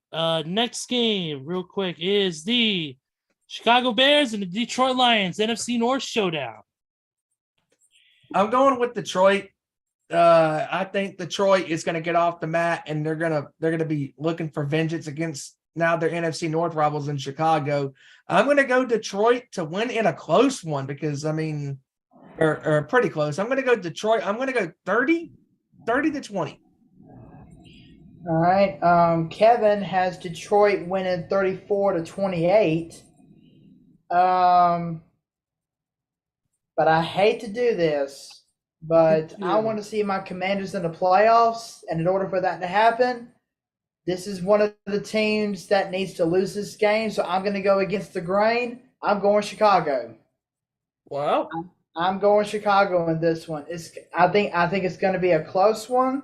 I think it's going to come down to the wire, but I think Justin Fields is going to do just enough to get by their hated NFC North rivals. I'm going to go Chicago 27-23. Ooh. Okay.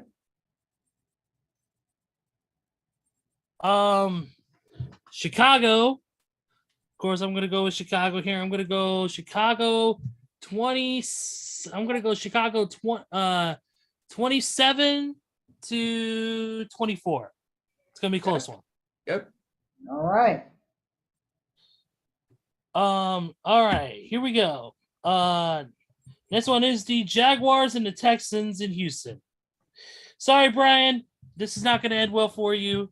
All right, I'm going to go Jaguars. I'm going to go Jaguars 28-10. I'm going to go Jacksonville in this one. I got Jacksonville winning 27-13. All right. Kevin has Jacksonville winning 30-20, and I'm going to go Jacksonville as well. I'm going to go 31-16. Ooh, okay.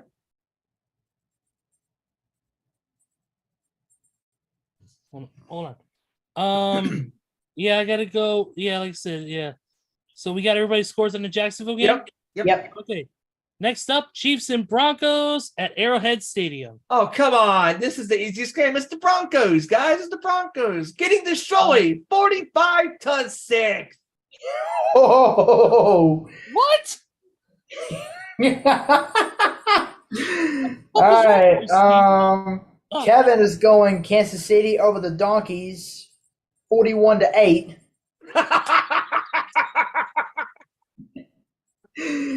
And I'm going to follow suit, not with that score, but I'm going to go the Chiefs over the Broncos 42 to wait. Am I actually doing this? Am I doing this? Yes, I am. Do it. 42-0. Bingo! But you know what's funny about Kevin's score is he's 2 points off from the Super Bowl 48 massacre by the Seahawks against the Broncos. Yes. He sure is. Who can forget that monster blowout of a game? Yeah, dude, freaking. Yeah, this is the. I'm gonna go. You know what? This is an easy game. This is an easy game. I'm actually gonna go with the Broncos. Okay, what the fuck am I saying? I gotta go with. I'll go with the Chiefs 38 to 5. Whoa! I'm kidding. 38-6. Okay. I was joking about the 5. Next game, Dolphins, Patriots at Gillette Stadium. All right. And Kevin is actually picking an upset here. He's picking New England over the Dolphins 23-21.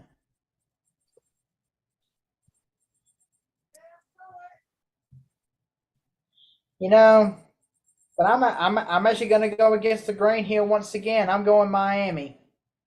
I think Miami's team is too good. Tua, not sure if he'll play, but I still think they'll be able to beat New England. So I'm going to go Miami in this one. I'm going to go 20-16. yeah, I'm gonna go with Miami. I don't feel good about it. I'm gonna go Miami 21-17. Okay. Yeah, I'm gonna go Miami despite the issues with we don't know if Tua is gonna play or not, and all that stuff. I'm gonna go with Miami. It's gonna be a close one. I'm gonna go 23-21. I think it's reasonable. The exact same score that Kevin picked, only his team was different. Okay. Next game is the Colts and the Giants at MetLife. Oh, come on. This is the Giants game to lose. I'm going to go with the Giants. They're going to beat up on the Colts. I'm going to go 28-10.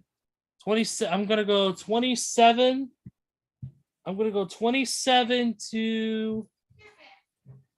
27-9. Ooh. All right. I'm gonna go 28-10 also in this game. And Kevin is actually picking the G Boys over the Indianapolis Trash Cans 24-10.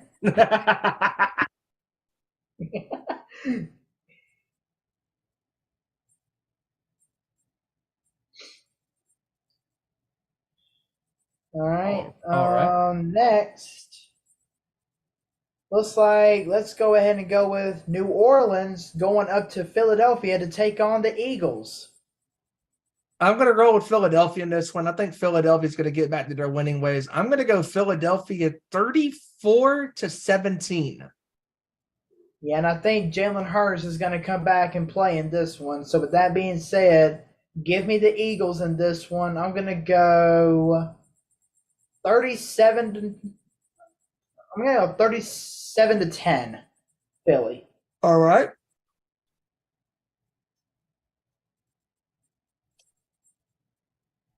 All right, here we go. Everybody do their scores for that game. I just had to take off for 1 minute. We went ahead and moved on to the Saints and the Eagles. Really? If anybody picks the Saints, they're out of their damn mind. Just saying. I'm going. I don't care if they have Minshew. I don't care if they have Minshew. I don't care if they have Jalen Hurts. I don't care if they have freaking Tyrod Taylor. I don't give a fuck who they have. The Eagles are going to win this one. Fuck, man. The Eagles are winning this one. I'm calling it right now, 31-17. Oh, almost similar to my score. Yep. All right, 34-17. Kevin, Kevin's picking the Eagles over the Aints, 28-18. Aints. All right. Steven's favorite team takes on Randy's favorite team. We're fucked. Hey! All right. I don't feel good about it. I would feel good if it were both these teams either.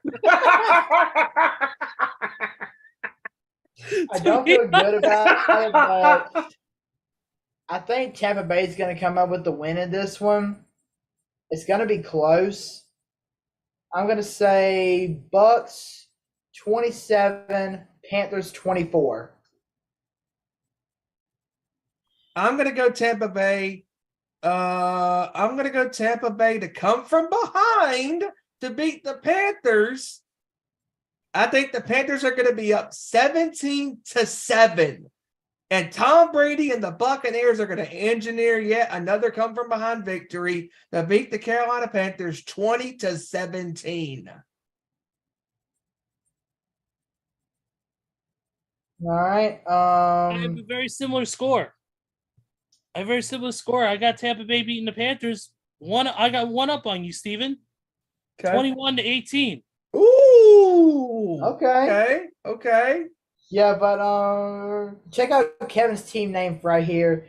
He has the TB12 losses over the Panthers 26-24. The TB12 losses. Him and these damn names, I swear. I'll take Giselle's ex over the Panthers.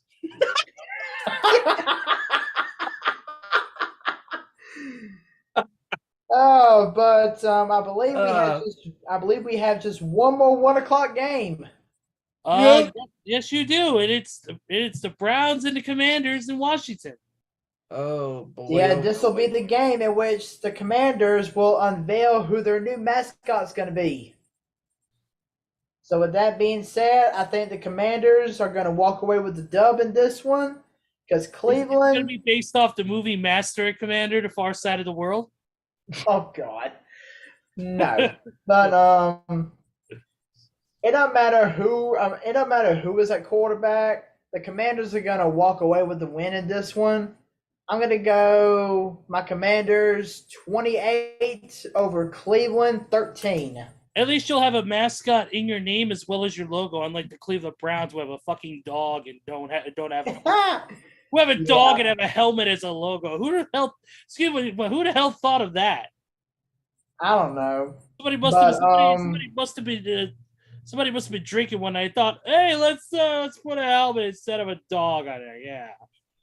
But yeah, Kevin has the Commodores beating the Brownies 24-21. Well, that was easy. The Commodores? What Commodores? Timeout. Commodores? I was expecting Lionel Richie to play a quarterback today.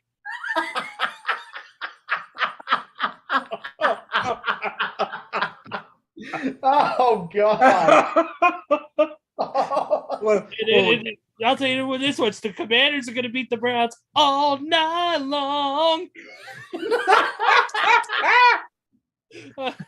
It's gonna be. I'm gonna give this one 23. I'm gonna give this one 23-14. Well, that pick's easy. I'm gonna go with the Commodore. We're gonna be looking at the playoff guard, going, "Hello, is it me you're looking for?"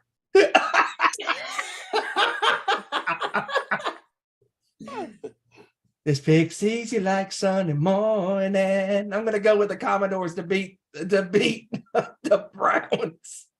I'm gonna go with Cleveland to lose to the Commodores 28-20. Oh, who knew? That pick's easy. Who knew a freaking Commodore Lionel Richie reference would take on this much life? Oh, Exactly. I'm never gonna look at the Commanders the exact same way ever again. Thank you, Kevin, for that. Perfect. He made the name, I made the reference. All right, 4:00 games. Yep. Let's go. All right, we got it. 49ers and the Raiders. Oh, come on. This is easy. Easy. Bang, Niner gang. San Francisco 35-7. I'm going with the Niners. I'm going to go with the Niners 33-10. All right. I'm going to go San Fran as well. I'm going to go 34-6. And Kevin is picking the Niners over the Vegas Inmates 33-14.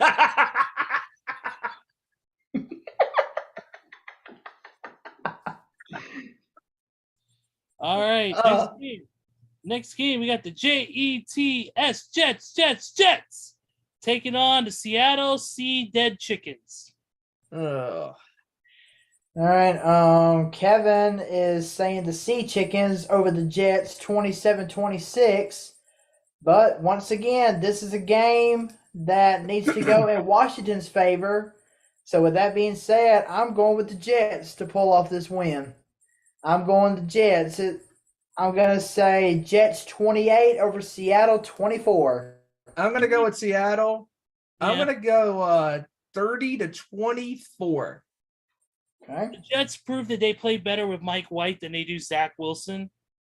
And with Mike White back, I think they are going to get this one. I'm going to go with the Jets. I'm going to go 26-20. Ooh. Okay. Ooh, okay. Nice. Next game. This should be an epic one. Another NFC North showdown.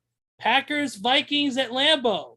Ooh, that's going to be a good one. And it's going to be in the frigid cold in Green Bay. I'm still going to roll the high. I mean, as much.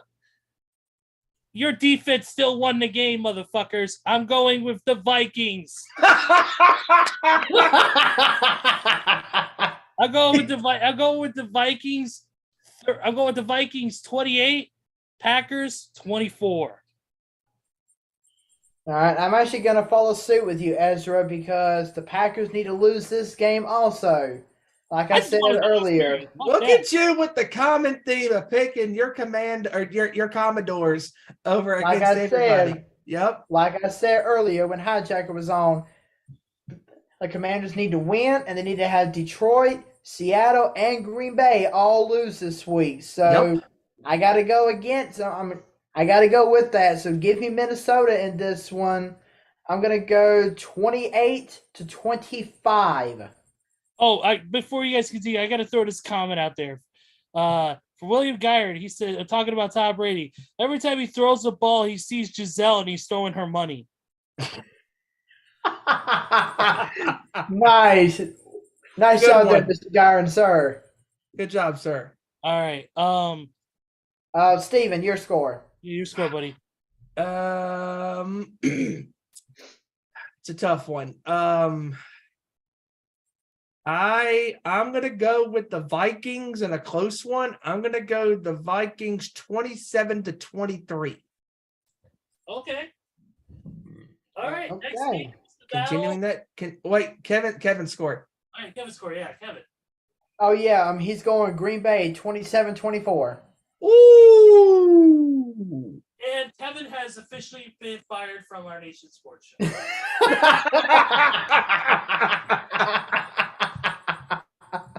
Sorry, Kev. Best of luck in your future endeavors. But our last 4 o'clock game. Yep, and it's the Battle of LA. Chargers and Rams. Now, keep in mind, this game was going to be on Sunday Night Football, but it got flexed out. Yep. So, with that being said, give me the Chargers in this one. I'm going to go 30-13 Chargers. I'm going to go 30 I'm going to go 34 to 20. Okay. Chargers. I am going to go with the Chargers in this one. I'm going to go 23-13. Yep, and once again, Kevin strikes. He's got the Chargers over the Lambs, 26-21. All right. All right, Sunday Night Football. Sunday Night Football, Ravens, Steelers in Baltimore. Ooh, this should be a good one. I'm gonna go roll with the Ravens still. As much as Pittsburgh's been doing really well, I think that the Ravens they're 10-5 right now. They're doing pretty well. I think they're gonna go to 11-5 this week. Give me the Ravens 23. Ravens 23, Steelers 17. Ooh. All right. Kevin almost has a similar score. He's going the Ravens over the Steelers 20-17. Okay. And I think I might go 21-16 Baltimore. Okay. I'm going to go with the Ravens, and I'm going in a low-scoring affair. I'm going to go with the Ravens I'm going to go 16 to 13. Okay. All right, and finally, the best primetime game possibly this entire season. Yes. Absolutely. Joe Cool taking on Josh Allen, the Bills and Bengals in good old Cincinnati. This is going to be one hell of a knock 'em out, drag 'em out, take your daughter to the slaughter football game. This is going to be great. I love that reference. Yeah, this is going to be a phenomenal football game. Finally, if you can't be the best first, then why don't you be the best last? Because this is arguably the best Monday Night Football game we're having all year this year between these two juggernauts of the teams. Absolutely. This is a tough one to call, It's a tough man. one. It's a tough one. It's rough. This is I gotta really go. tough. I gotta stick with Buffalo though. As much as I think that Joe is going to have another epic game, and I think Joe's gonna throw for 300 plus and 3 touchdowns again, 4 touchdowns. This is gonna be a high scoring affair. This is not gonna be no low scoring affair by any fucking stretch. No. I am going. Listen to this. I'm going with the Bills, 38. Bengals, 33. Whoa. Oh, okay. All right. All right. Kevin is actually picking the Bills over the Striped Cats, 32 to 31. These things changes. I don't feel good about it. I really don't. But I'm going against the grain. Wow, you're going to pick Cincinnati. I am picking Cincinnati in this one. I think it's going to come down to an absolute haywire. So give me the Bengals in this one. I'm going to go 36 to 35. Okay. And that leaves me, and this is a tough game to call because I mean both of these teams are on hot streaks right now, and I think Josh Allen has the tenacity to get the job done on the big stage against that hostile environment of the jungle in Cincinnati. I'm going to go with Buffalo in a high-scoring offensive game. I'm going to go with Buffalo 38 to 31. All right. So that'll conclude our next to last week of predictions. Yep. And like I said, real quick, next week I'm gonna pick one random game, and I'm gonna write down our scores for each of our scores for that game. And if by some chance there is a tie, whoever picks the closest score to the actual final score of the game will get the nod. Okay. So, and as of right now, this is a dogfight that can go either way. Okay. All righty, guys. We're past the 2-hour mark. Final thoughts, real quick. Joey, you're up, buddy. Once again, another great show with you guys. It was great having HiJacker Mike on here for the first hour and so tonight. Respect to you, HiJacker. We're looking forward to having you back on future shows. But once again, I hope you guys had a great Merry Christmas. And believe it or not, this is the last week of 2022. So I guess I can go ahead and say that I'll see you guys next year. Yep. But yeah, great show with you guys. Looking forward to seeing what 2023 holds. So with that being said, peace, love, and I'll see you guys next year. Yep, absolutely. Steven, you know the drill.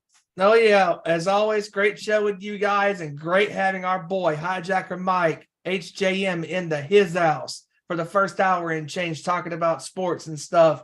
And once again, like Joey said, we hope that you all had a very Merry Christmas with your family and your friends, spending time, making memories with the ones that you love around you. And again, like Joey said, this is our final show for 2022. And with that being said, Happy New Year. And we will see you next year on our first episode of the sports show for 2023. Same time, same channel. And with that being said, Ezra, wrap this up, my friend.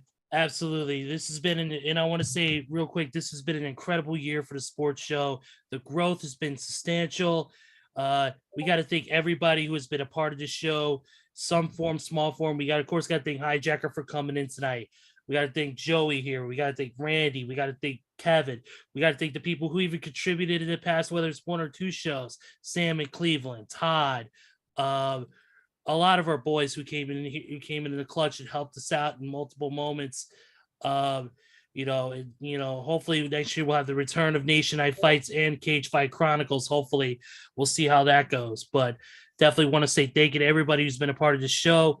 I'm glad to be a part of it. I'm glad to host, and I'm glad to be able to do this with you guys. It is absolutely one of the most fun I've had in a long time. It keeps me sane during some of the toughest times of my life. So I owe you guys a debt of gratitude I could never repay. And that goes out, of course, to not only this family, but also to the Nation's Corner family. The guys and gals over there, they're doing an incredible job. The show has grown so much. Nation's Corner on location with John and all the things we've been doing, on that side of the fence too. Just overall, and it's been an incredible year, and you'll hear hopefully more of that coming up this week with the Nation's Corner as well. Definitely. But we got to close this out right, guys. And of course, don't forget to follow us at our social media. You can locate that in the bottom of this video. Follow Nation's Corner on their social medias. Check out their show Saturday, 7 p.m. Eastern, 4 p.m. Pacific time.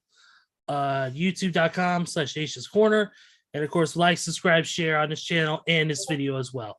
So with that being said, for Kevin Rory, for Randy Gyron, for Joey Thornton, for our boy HiJacker Mike, and for Stevie Wyand, I am Ezra Vickery, and we will see you next week with another great edition of our Nation's Sports Show. Take care, everybody. Hope you had a Merry Christmas and a Happy New Year. We will see you in 2023. Peace out, guys.